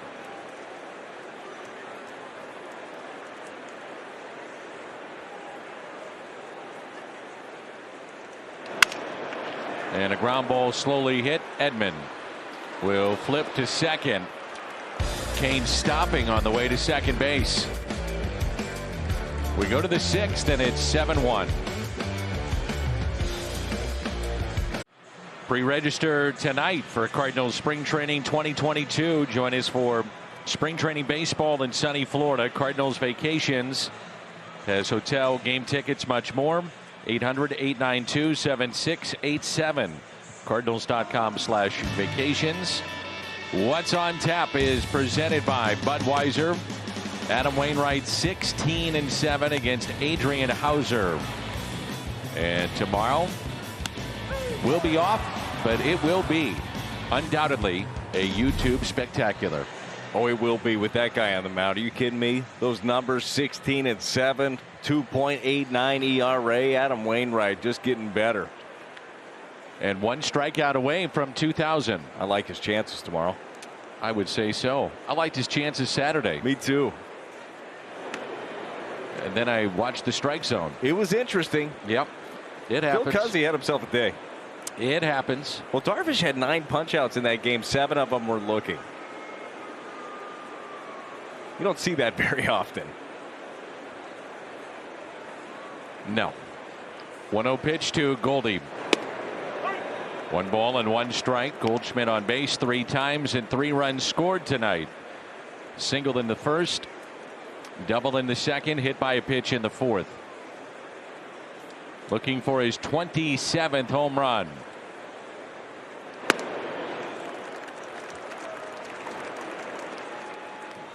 Orioles have come back and tied it late against the Phillies 2-2 in the 7th inning. Mentioned the Reds were rained out today. And the 1-2 is popped up. And the catch made by Escobar, the third baseman. The American League, the wild card, you've got the Red Sox, the Blue Jays. Tampa Bay, by the way, won their division. That happened this afternoon with the triumph over the Toronto Blue Jays. Yankees, the start of play today, they were half game back. The A's and Mariners 3 out. This last week plus going to be entertaining.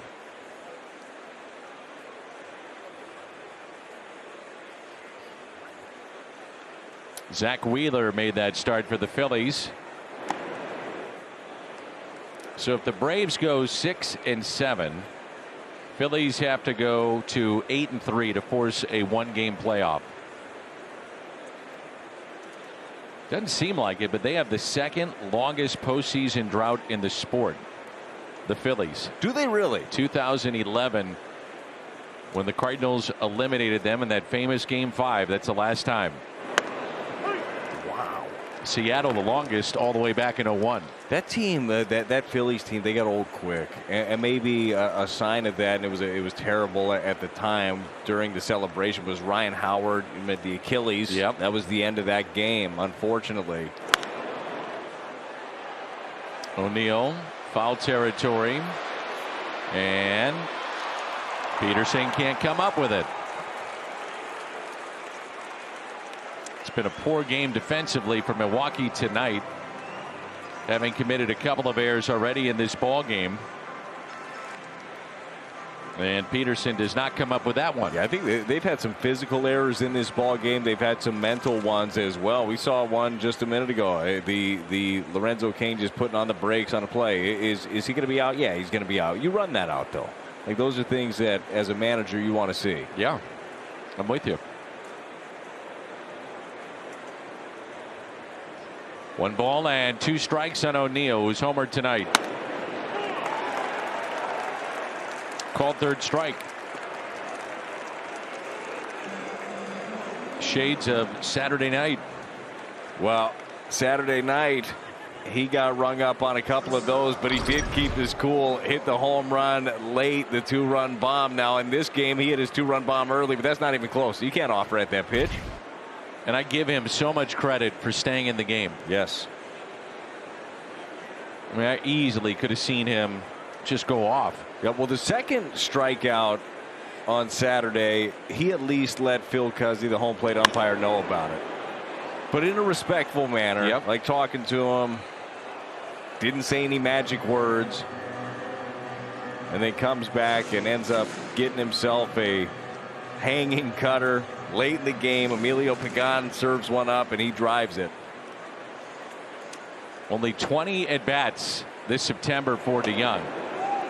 Did offer at it, and it's 0-2. He's 3 for 20 in September. Yeah, Sosa has really taken the lead at short. He has, and Sosa got an opportunity and he ran with it, and credit him. And Paul DeYoung, he was asked about the situation. Obviously, he'd love to be playing every single day, but very supportive of Sosa as well. Paul wants to win. 0-2 pitch. But it's hard to get yourself right, and it's hard to get timing and just get back to where you want when you're not getting those everyday reps.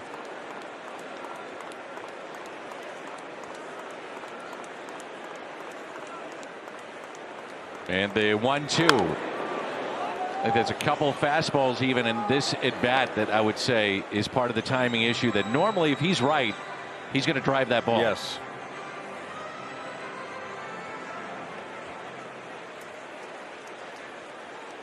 But he is, as you look forward and you hope you're trending towards the postseason and the postseason run, his bat off the bench, when he gets right, could be very effective for you. So strikeout of DeYoung midway through 6, 7-1. 7-1 our score. Bottom of the 6th. Michaelis through 5 thus far. Tyler O'Neill, big night. He's driven in 3. Brett Anderson only lasted an inning and 2/3 and allowed 6 of the 7 runs tonight. Urias 1 for 2 and the RBI in the 5th. But here you go, another positive. Check that off in the good sign box is watching Miles Michaelis here tonight. Yeah, for sure. Remember, it wasn't that long ago. I mean, a couple months maybe. Things have solidified since that trade deadline. Bringing Lester, bringing Happ, and by the way, he's been bringing that curveball, strike one, especially to the lefties. But the conversation was, oh, Waino just pitched. That was great. Can he pitch again tomorrow? Because you weren't sure. And another ground ball off the bat of Colton Wong, and he is 0 for 3. Well, all of a sudden, you got guys that are throwing the ball really well, and Miles Michaelis, love what you're seeing. That's 10 ground ball outs. Cardinals and Valley Sports Midwest are now offering a virtual version of the popular Fred Bird and Friends Elementary School program. Sign up your school. Be active, be responsible, be yourself, all part of it. And learn more. Sign up today. Cardinals.com/school program. You're going to want that school program. It's good. I'm going to go out on a limb here and ask you if you're a part of that school program. Oh, no, Al's on there. And Kyle McClellan. And I believe Mike Claiborne a part of that. Fred Bird, obviously. I make an appearance.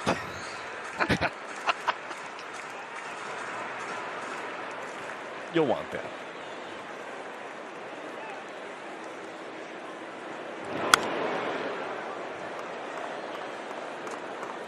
You make an appearance, huh? Yeah.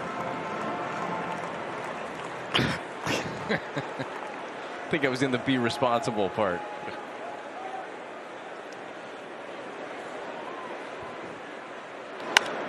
Escobar lines it to left, and there is O'Neill. And he is hitless in this series. He's 0 for 11. Well, we have a moment. Quick word from the Home Depot. Avoid extra innings when you buy online and pick up orders at the Home Depot store nearest you. Thousands of products ready in hours. You guys have gone virtual with that program, huh? Yeah, look, there's a lot of protocols at the schools. Not doing full assemblies, but we still want to bring the message to the kids. 1, 2, 3, and a 7-pitch inning for Michaelis, and he is through 6. 7-1 St. Louis. Saturday, October 2nd, 30,000 fans ages 16 and older take home their very own bobblehead of Cardinals first baseman Paul Goldschmidt. Bobblehead will include a photo frame connected to the base, courtesy of Purina. Cardinals.com/promotions, and make sure and get those discounted tickets thanks to Adam Wainwright for the upcoming final homestand of the season. Again, a portion of those tickets sold will go to Big League Impact. It's Dylan Carlson, Yadier Molina, and Edmundo Sosa. Gotta wonder if Mike Schilt, if he feels comfortable enough, 7-1 lead, let Molina hit, then maybe take him out. But there's a couple things with that. One, he's in tune with Miles Michaelis, who's still in the game, and number two, and no one throwing in the Cardinal bullpen. The reason I say get him out is that if Wainwright's on the mound, like tomorrow, you would assume Yadi's going to be catching. Yeah, So he's going to be catching. You absolutely know that.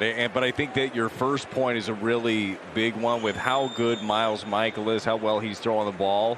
Maybe you wouldn't want to mess with that.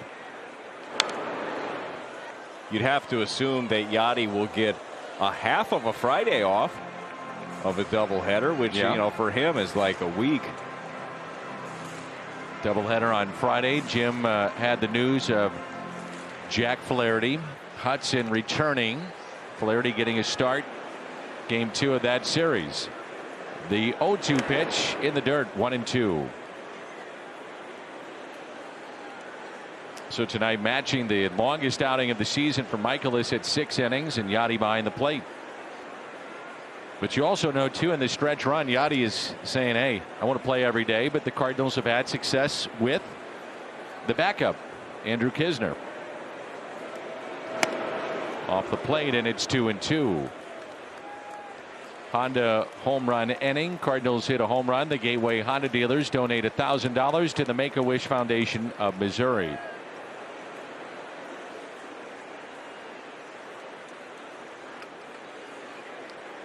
The 2-2 hit up the middle. Peterson has to hurry. He bobbled it just a bit. Carlson got down the line. Peterson took over at second base. Wong was out, taken out of the ballgame after his last plate appearance, and Vogelback took over at first, and Peterson moving from first to second. All it takes is the small bobble when Dylan Carlson is hustling on this one. Peterson stays back on it, doesn't really charge it at all, and it takes that hop, and then nonchalant, really. I mean, there's no rush to it. Yeah, Craig Counsell probably not super excited about what he's seen so far today. Not at all. Was scored a base hit. And a ball outside to Yadier Molina. I mean, really, that's 4 defensive plays, and Peterson involved in 2 of them. One was the pop-up that he didn't get to. It dropped. And then that play just moments ago. And they had an error earlier. The third baseman, Escobar. Willie Adames had a throwing error as well in the 4th. I mean, there's been a lot. 2-0 the count on Molina. Hitless tonight, 0 for 3.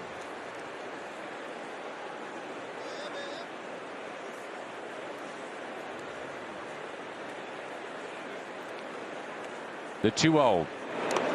And a wild pitch. Carlson to second. And a lot of aspects of this ball game tonight, it has been ugly on the Brewers side.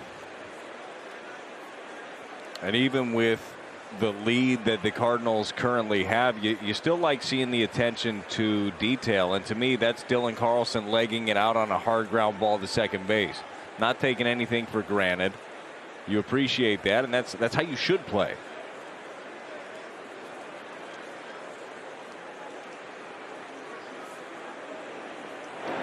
And a fastball and a strike.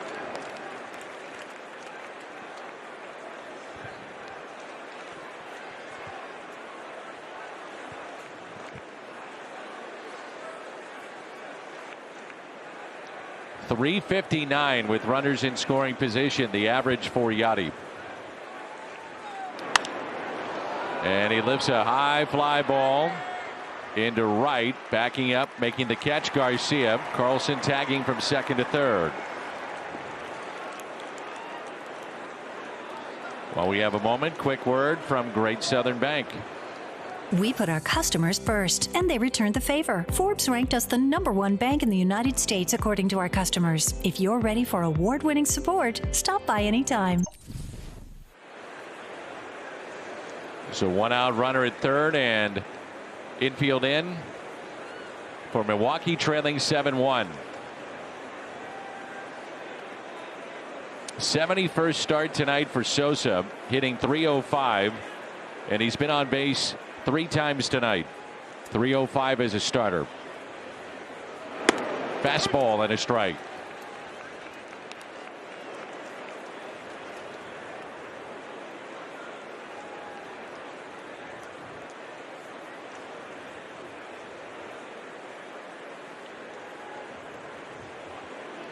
The 0-1. Nothing in 2.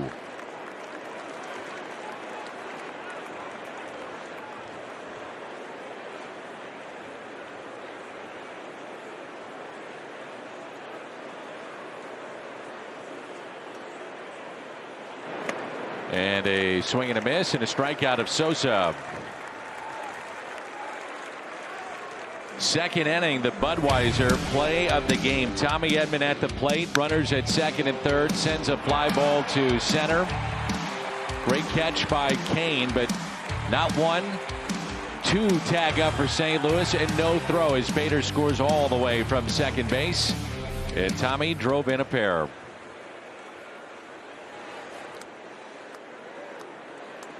Two outs and a runner at third. You know what I just saw in that replay too? Immediately when he hit that ball, Paul Goldschmidt racing to the on deck from the on deck circle to go be the de facto coach on a play at the plate. There's little a job. things. Yep. Job to be done there. And the 0-1. Nothing in 2.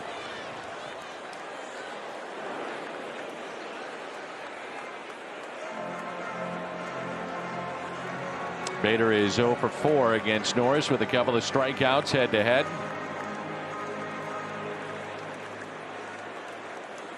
A changeup from Daniel Norris has been very good. That's what he ended up getting Sosa on. That's hit out of play.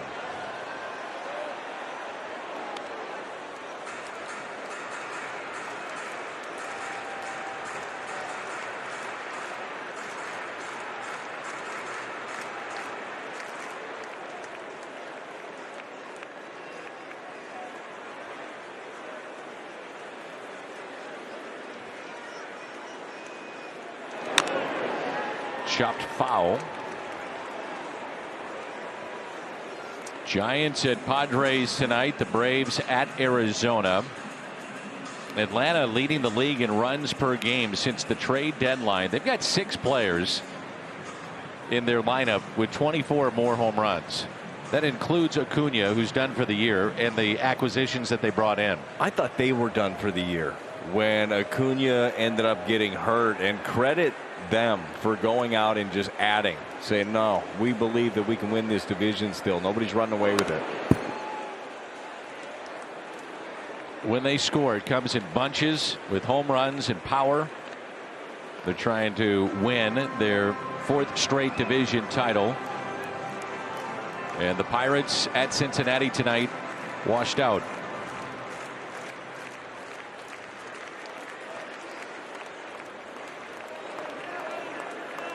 Phillies now leading 4-2 over the Orioles.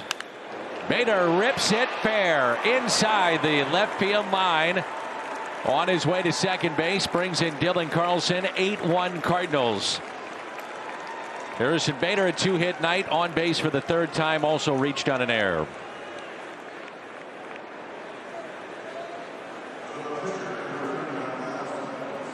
Continuing to take good at bats, being aggressive within the strike zone. He saw something up, he drove it in, and again, credit to that man, Dylan Carlson, on a ground ball to second base, busting it out of the box, got himself a hit, and ends up coming around to score.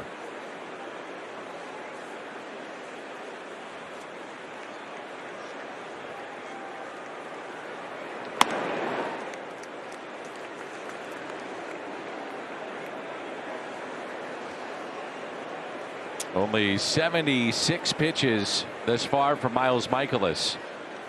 8-1 our score here in the top of the 7th, and an 0-1 pitch. Crowd in Milwaukee tonight, 29,635, 29635.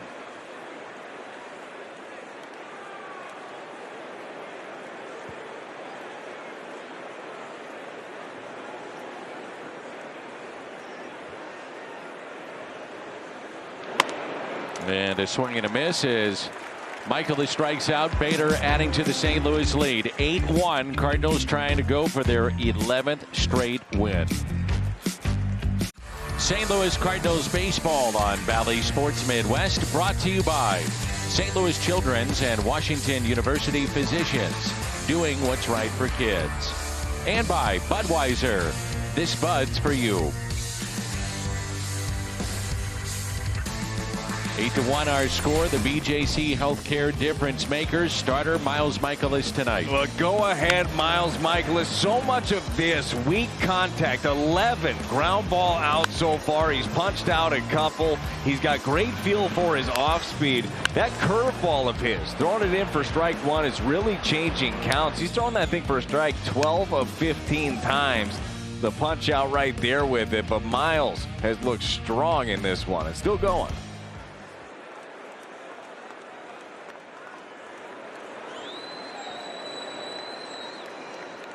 The last time Miles Michaelis pitched more than 6 innings 2 years ago to the day, September 22nd of 2019. He went 7 2/3 at Wrigley.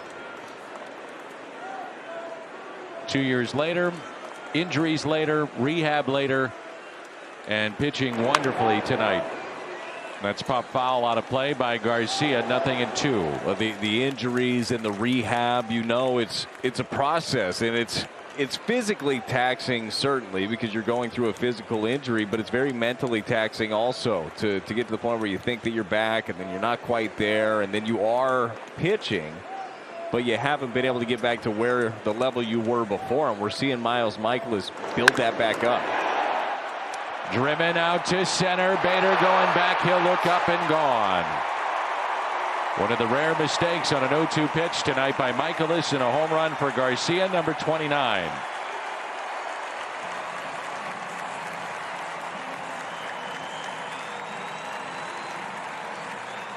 Well, the home runs are going to happen. Every once in a while, you're going to give up the long ball. Still been throwing the ball really, really well. Just a breaking ball right there. They caught way too much of the plate, not trying to go there. And especially to that guy, Garcia can hurt you. The spinner ends up middle in. He knew it right off the bat that thing was gone, but it's a solo shot. It's one swing of the bat for Miles Michaelis. It's just time for him to get right back to work.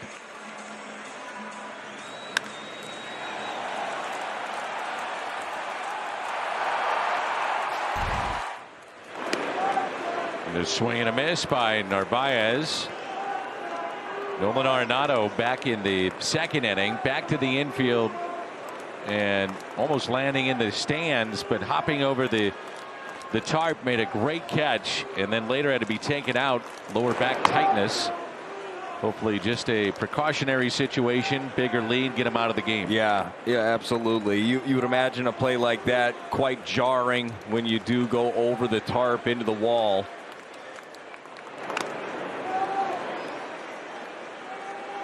Two strikes on Narvaez. Nobody throwing in the St. Louis bullpen. Let's see, Yachty kind of shaking his hand there. Seen that time and again here down the stretch. Yeah, you know it gets him when the glove comes off. And that's held on to for a strikeout. Well, that's exactly how you like to see Miles Michaelis respond. He makes the mistake to Avisail Garcia, then gets the punch out. 93-mile-an-hour fastball, his third one of the game.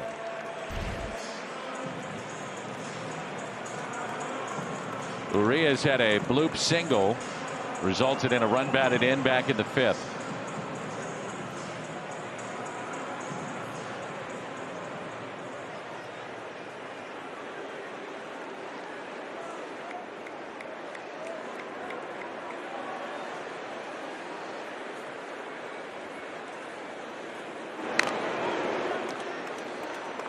And there's strike one.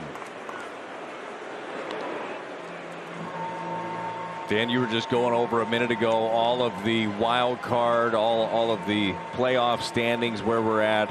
Where are you at when it comes to expanded playoffs? Like last year was a huge expansion of so you the go playoffs. to 14, essentially. Yes. What, going into next year. Is that what you like? Well, like, what would you like to see? I loved last year because it was shortened season. Yes, made sense there. There's a ground ball. I would assume the players would say, you know what? I'm not sure we like that, because then if all these teams get in, what's the incentive to spend more money, become elite? So I can understand that perspective. And you understand the team perspective of wanting the more teams get in the postseason, Sure. the more postseason money that is there. So maybe your answer is, adding a little bit to it. The other thing too is has to be incentive for winning your league. Maybe being the first wild card, so you get home field advantage. I do wonder too if we go to, instead of just a one and done situation, it's an actual series.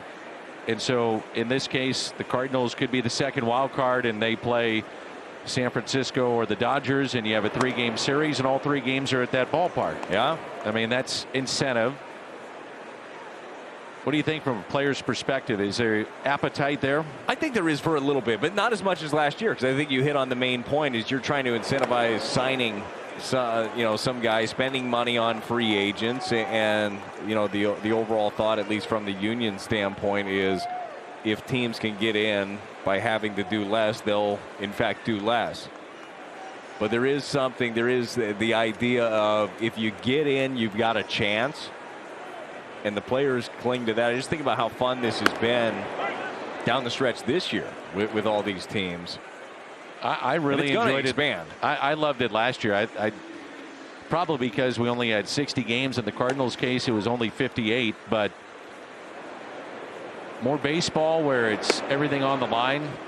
Count me in. So that's something I enjoy.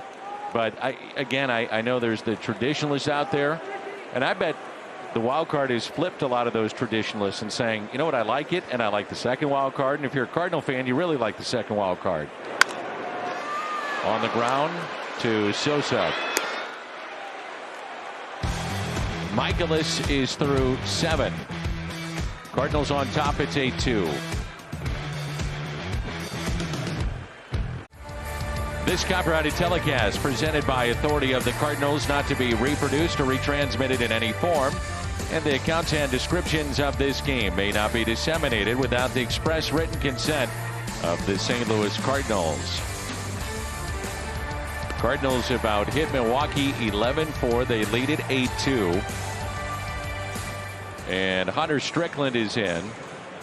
Chevy called to the pen. Boy, it's been a quiet series for Milwaukee on a lot of fronts, but especially with their offense so far. It has, and to me, look, they might be going through a bit of a downturn here offensively. This team got really hot for a while, but just watching the Cardinals and watching how they've been executing pitches in this series, I think that's where the credit should fall. I mean, throughout this one, we saw in game 1, John Lester was really good, keeping both righties and lefties off balance. Jake Woodford, solid yesterday, especially in those middle innings for him, getting a feel for his off speed. And Miles Michaelis today, I mean, he has been so good. All the ground balls, the movement, the feel for the curveball, getting ahead. They've handled this lineup well. So the Cardinals trying to make it 11 straight tonight. Last time that happened was 2001. This will be the 5th plate appearance for Tommy Edman. Sac fly that brought in 2 back in the 2nd inning. 8-2 our score. Cardinals did have TJ McFarland up as Edman picks up a base hit into right.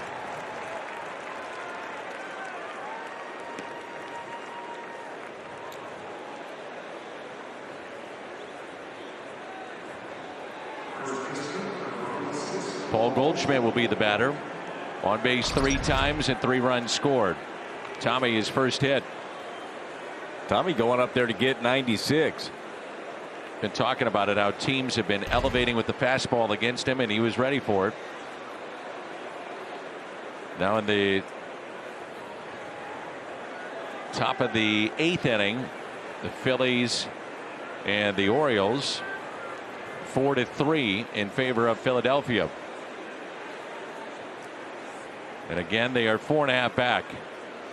Goldie's about due. There's a slider in there for a strike. We've seen all the success that he's had in this ballpark, not only as a Cardinal, but certainly as an Arizona Diamondback. He likes hitting here. He and Nolan Arenado. Yep. I mean, 2 of the most dangerous guys in the league in this ballpark.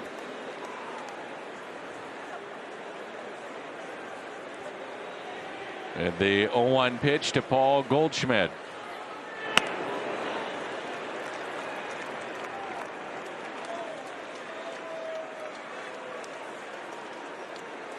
To the count. Red Sox trying to make it 7 wins in a row. They lead the Mets 11-3 in the bottom of the 6th. Red Sox at the top of the AL wild card at the start of play today. And the 0-2. And a wild pitch. Tommy Edman to second base. Second wild pitch we've seen. A lot of Cardinal to get in scoring position.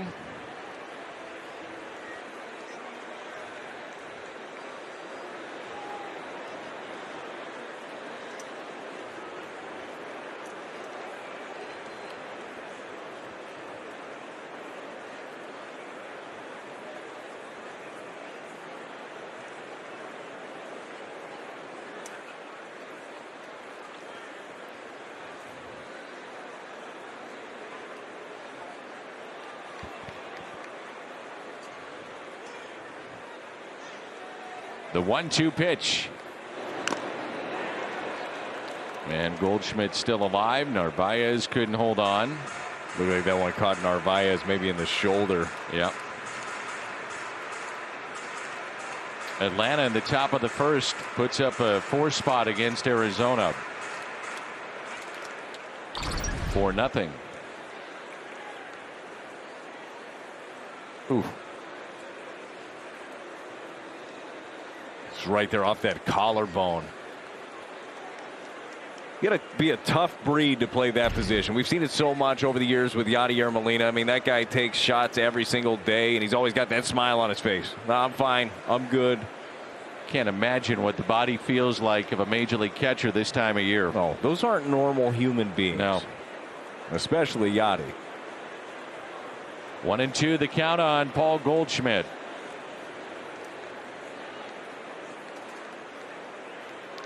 And Goldie hits it out to deep left. How far? I told you he was doing that. Baby is number 27 as he launched it out to left. And it's a 10-2 St. Louis lead. Danny, you nailed it. You nailed it. So did Goldie. He gets himself a slider in the strike zone from Hunter Strickland, and he sends it a long, long way. Missed on a couple of fastballs. Looked like in this series, some of the timing was a little bit off on the heaters. Well, he's not off on that. Breaking ball down in the zone and gives it a ride. He has scored now 4 runs in this game. He's up to 90 driven in, and that's home run number 27 as O'Neill hits a little squibber to first, taken there by Vogelbach. That part of the ballpark, you don't see many go up there. No, you don't. You'll see him go into the bullpen. You'll see him shoot off the wall, but that little walkway up there, that is hard to hit. You don't even see that in batting practice. And it is worth noting the roof apparently closed in Milwaukee, and the paneling is also a key. If they've got both of those open, the paneling in left and right center, usually the ball does fly. Yeah.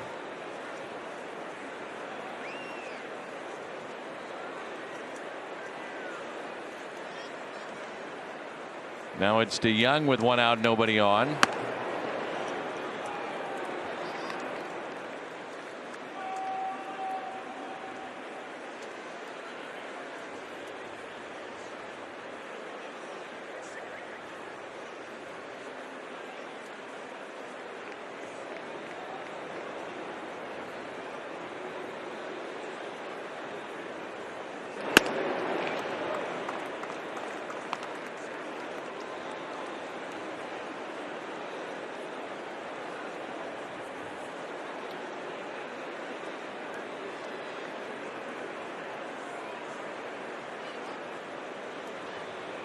Oh, 2 the count on Paul DeYoung. Well, after the hanging slider to Goldie, if I'm Hunter Strickland here, I'm sticking with the heater.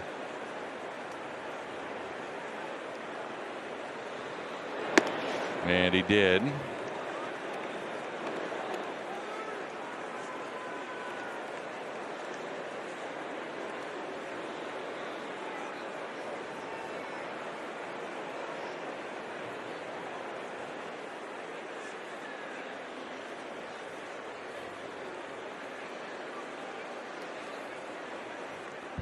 Second time that Goldschmidt has scored 4 runs in a game, and a 1-2 pitch.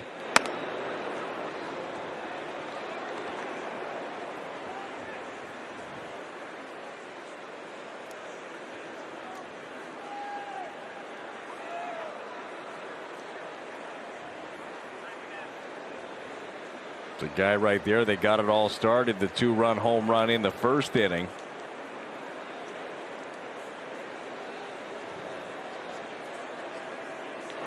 And a strikeout of DeYoung.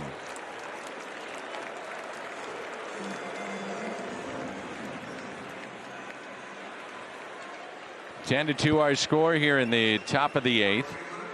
This year you can get 100% MLB verified tickets easier than ever. StubHub, the official partner of the Cardinals. They offer the widest selection of seats and prices. You can even look up your seat view before you purchase, so you know the view of the field. Tickets available on StubHub up until the first pitch.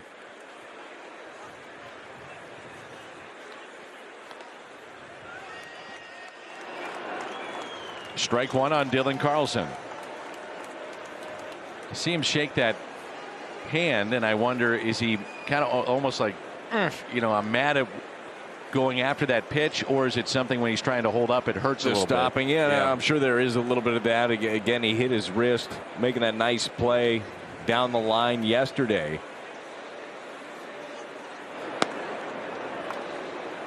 It is a pitch that he's been having a little bit of trouble with recognizing, that hard slider into him.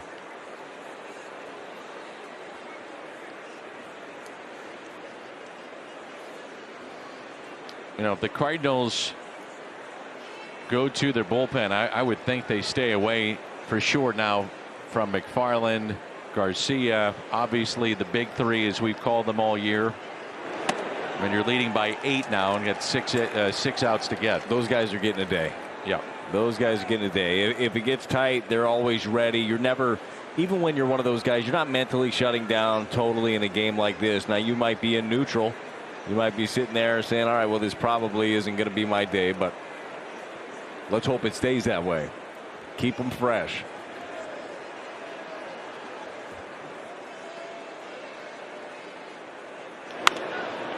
And that is hit out of play.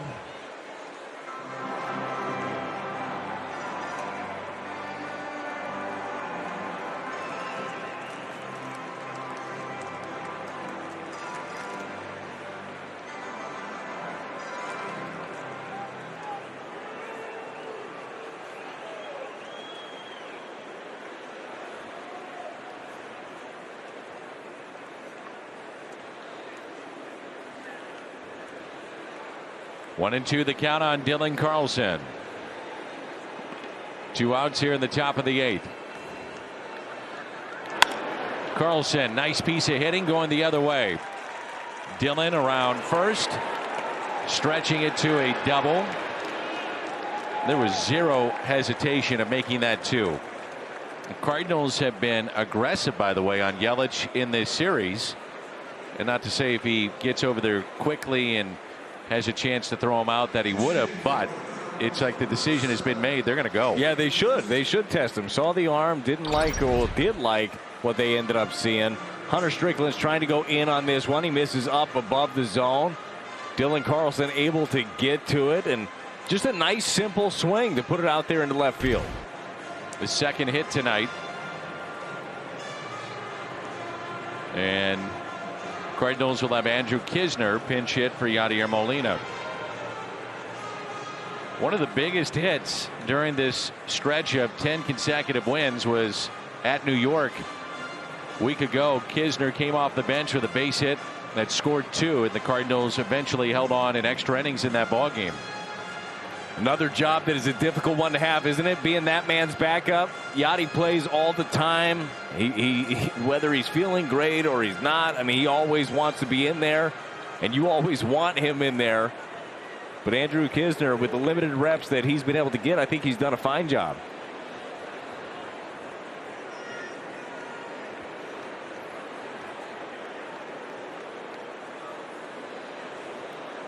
So runner at second, 2 away.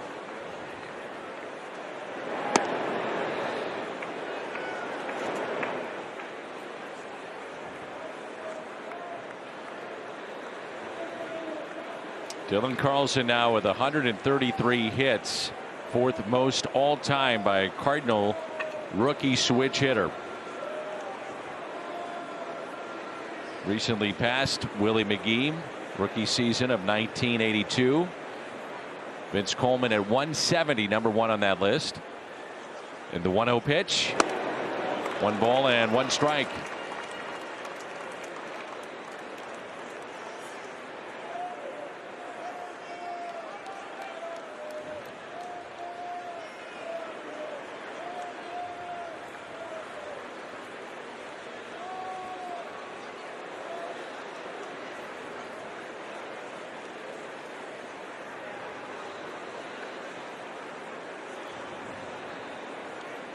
The 1-1 taken just a bit low. A little frustration there, I'm sure, for the Brewers. 2 balls and 1 strike. Really haven't seen that pitch called every time. The one at the bottom of the zone. Laz Diaz, home plate umpire. He's been given the one away to the righties off the plate, but a little bit up.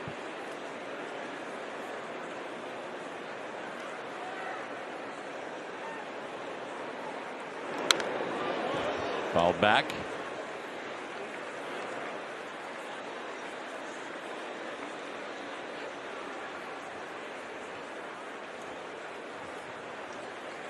Estimated 433 feet off the bat of Paul Goldschmidt with that long home run.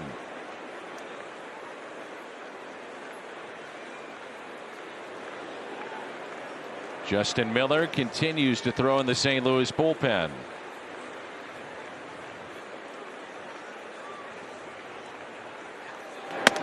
Taken high and a full count.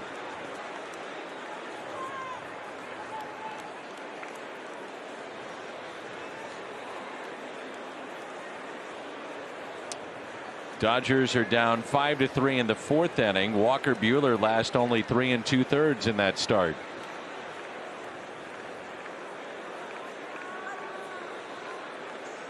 They do have an embarrassment of riches over there, though. Man. 3-2, and Kisner pops it up. Foul territory. Vogelback is over and makes the catch. Home run hit by Paul Goldschmidt, number 27. He now is driven in 90 on the year. And it's all Cardinals here in Game 3. Scott Warren with you in our Bally Sports Midwest studios. Coming up after the game, we'll have Cardinals Live. We'll be joined by the Mad Hungarian Al Raboski, as well as Rick Ankiel. We'll show you Miles Michaelis' terrific start tonight, and we'll also get you an update on Nolan Arenado's status when we hear from the Cards manager. It's all coming up after the game with Cardinals Live as we send it back to Danny and Brad. All right, Scotty, thank you. Justin Miller into the ball game for St. Louis. Cardinals leading by 8 runs, 10-2 here in the bottom of the 8th.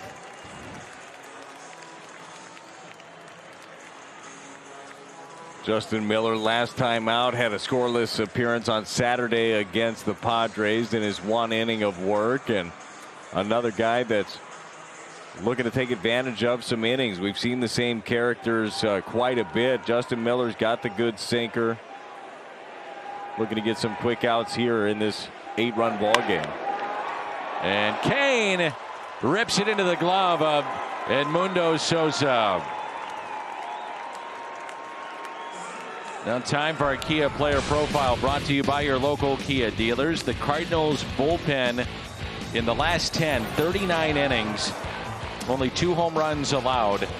Not many walks in a 2.31 ERA. They've been handing it over to these guys, and you know what, look, credit the starters too for putting them in good positions to succeed, being able to limit the innings, but they've been getting it done. Only those 2 home runs, as you mentioned. You go back to August 1st, they've given up the least amount of home runs in all of baseball in terms of the bullpen. So this group has been really, really solid. And the slider in there for a strike. Tyrone Taylor. So you had the bullpen, and then you think about the starters, Lester and Woodford so far in this series, and then again tonight, Miles Michaelis, very good. When all of a sudden, when you've seen this, and Jay Happ has been really good as well, and we'll see him in Game 1 on Friday against the Cubs, first half of that doubleheader. But going back to when we were talking earlier about how beginning of the season, this was, right when Jack got hurt, end of May, you look and say, all right, well, if Adams not pitching, what is this going to look like? Now you've got John Lester throwing the ball this way. You got Miles Michaelis coming now, back-to-back really good outings. Jay Happ has been good. Jake Woodford taking advantage of some opportunities. All of a sudden, there's like some confidence and some excitement in the group. The next start, by the way, for Lester, Saturday at Wrigley. So it's one thing when he goes to another team and he comes back. It's another, though, when he's wearing the birds on the bat at Wrigley. That's going to be fun. Oh, yeah, I'm sure that he'll be given the welcome. Deserved welcome. 0-2 pitch, and Taylor pops it up into shallow left, backing up the shortstop to Young, and he'll make the catch. 2 away here in the home half of the 8th. Cardinals have 14 hits in the ball game tonight alone. Milwaukee has been held to a total of 11 hits so far in the series.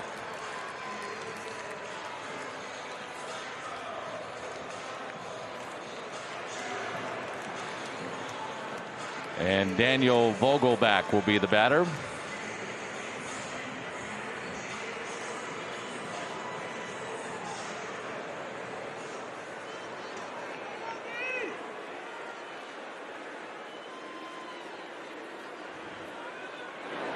And that pitch taken for a ball outside.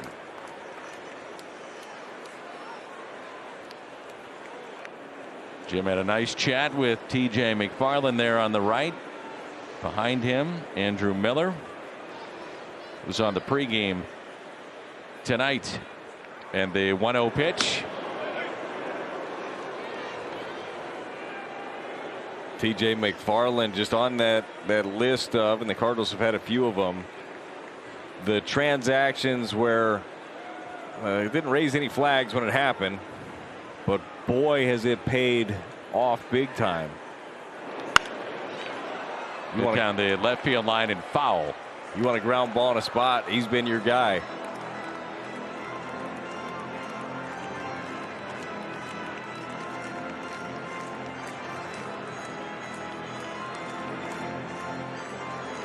We'll go back a few years ago, was an all-star with Seattle. Fan favorite as well.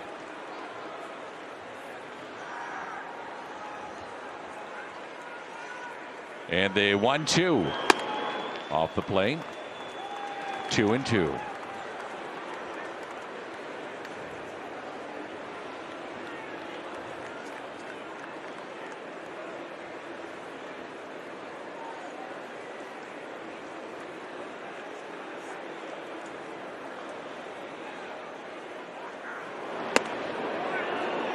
And a strike right down the middle. Call the ball, and we'll have a full count. Everybody has tough moments. That looked to be one there. We were talking about last inning, a ball on the corner that Strickland didn't get. This one was better than that and middle. And doesn't go Miller's way. Throw it again. Throw that same pitch again. Wow. Couple of pitches looked like strikes, and Vogelbach a 2-out walk here in the bottom of the 8th.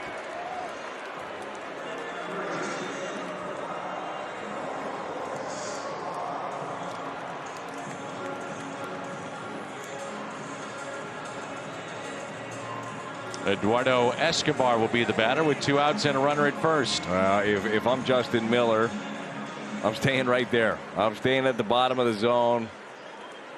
It'll pay off.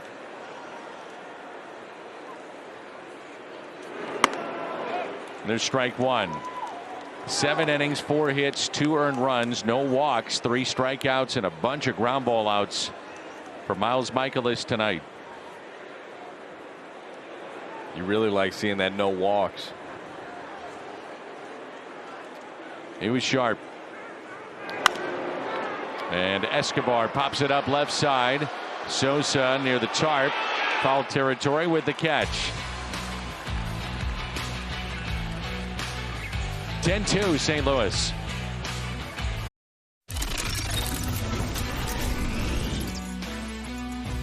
Tyler O'Neill got it started for St. Louis. Tommy Edman with a fly ball that scored a pair. Not one, but two. Nolan Arenado with the defensive play of the night. Back to the infield, going into the tarp. An exclamation point on this one. 433 feet off the bat of Paul Goldschmidt. And now it's our Chevy call to the pen. And this will be the position player, Jace Peterson. Dan, I am partial to a position player pitching.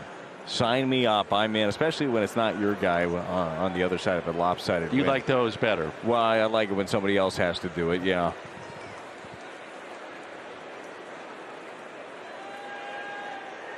Here's Sosa. He's been on base 3 times, and that floats in at 46 for a strike. Yeah, sign me up. I like it. Below the hitting speed.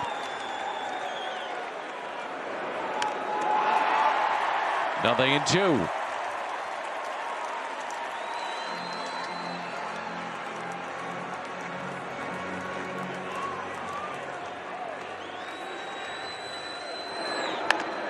And Sosa grounds it foul.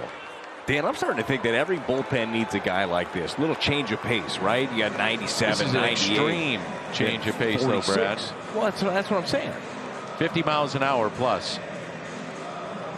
I think it could be a little pressure on the left side of the infield right now with the right-handed batters. Oh, you're going to back up a little bit? Yeah, I would.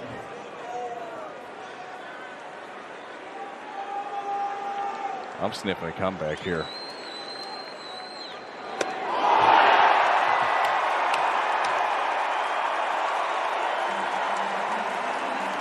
$85 in the back pocket he had, huh? How about that? All right.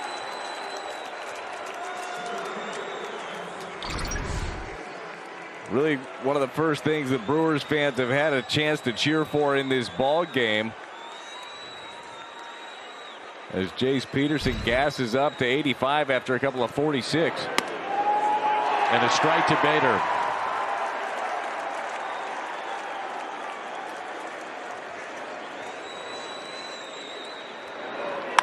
And Bader. Tough play and safe, beats it out. Vogelback off the bag, and credit Bader hustling down the line. Harrison Bader right off the bat, he sniffed that hit. That's 3 of them in this ball game, on base 4 times.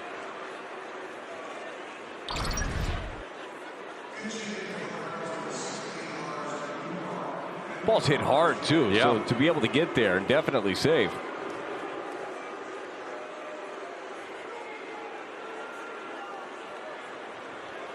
Lars Nootbaar will pinch hit.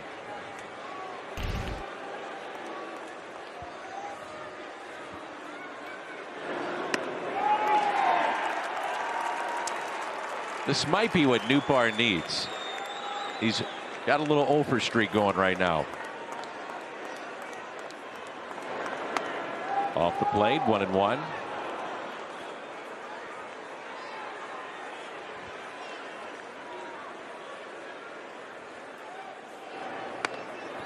I don't understand throwing as slow as Jace Peterson is throwing. How is his first reaction not to put his glove up in front of his face? That'd be my first thought. And a bouncer hit to the right side. Only play to go to first. Yeah, I'm with you, especially when he's throwing it kind of middle outer half. Guys take that right up the middle. There's Tommy Edman coming up for the 6th time in this game. Peterson last pitched against Pittsburgh about a month ago, and that's in the dirt.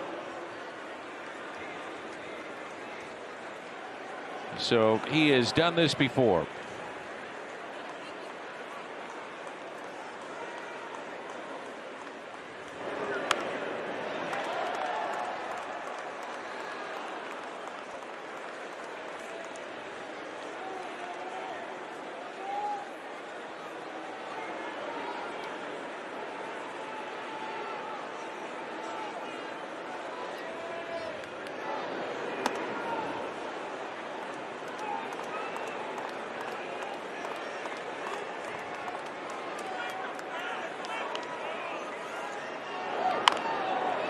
Edman rolls over on it. Peterson will take it himself.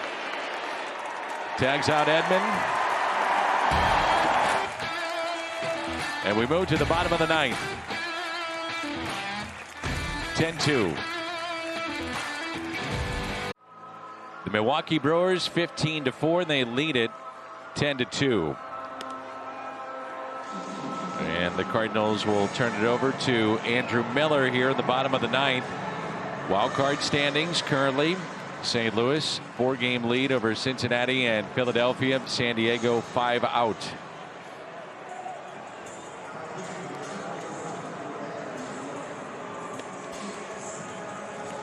Andrew Miller into the ball game for St. Louis.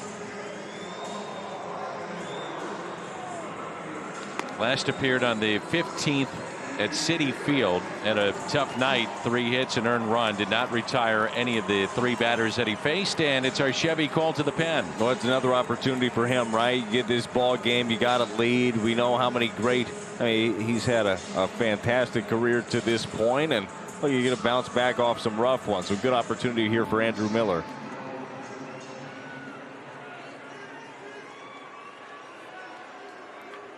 Christian Yelich. Again, tomorrow's game is on YouTube. Our next broadcast will be Friday, doubleheader from Wrigley Field in Chicago. And we will have all 4 games of that series. The 1-0 pitch and a strike.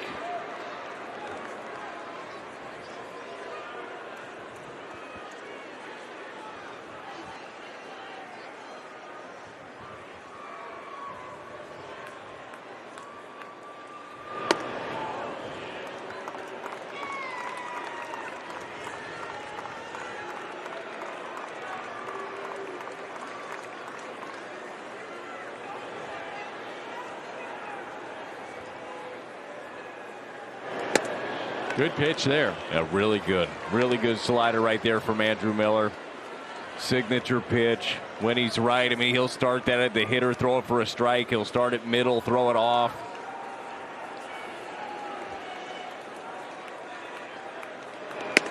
And a strikeout of Yelich. That's how we begin play here in the ninth. And just when you're looking for another one of those sliders, he throws the 88-mile-an-hour fastball down in the zone and gets the punch out.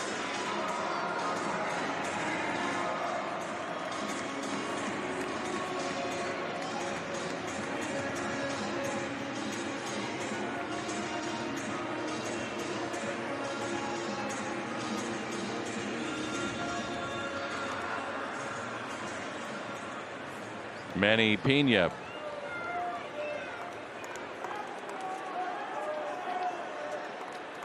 Cardinals trying to pick up win number 82 tonight.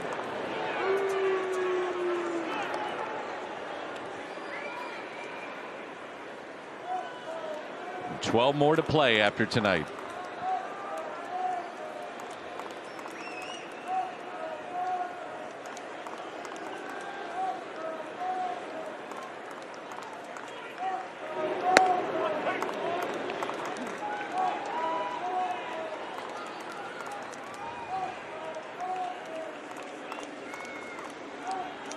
Including tonight 12, after tonight 11. 1-1 pitch, 1-2. We had been talking about you're going to have to get to roughly 87, 88 wins to get that second wild card, and the Cardinals are going to have a great shot to get that, maybe even past that mark. Well, they have been taking care of business. That's all you want to see this ball club do, is start putting it together. Miller tries the corner, misses.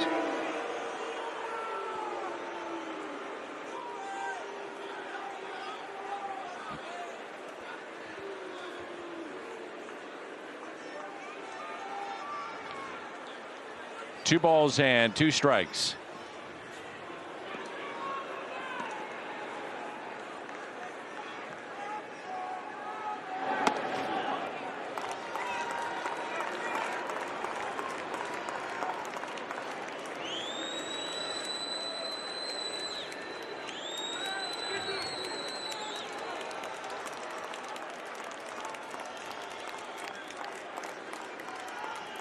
3-2 pitch, yanked foul.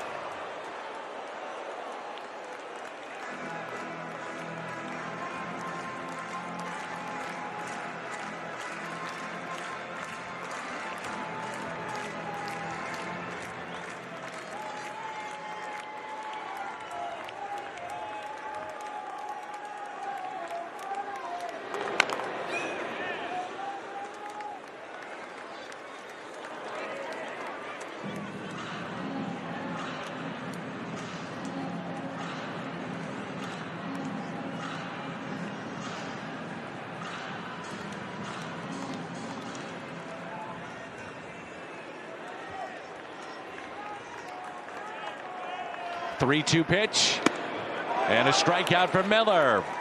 The Cardinals 1 out away from their 11th consecutive win.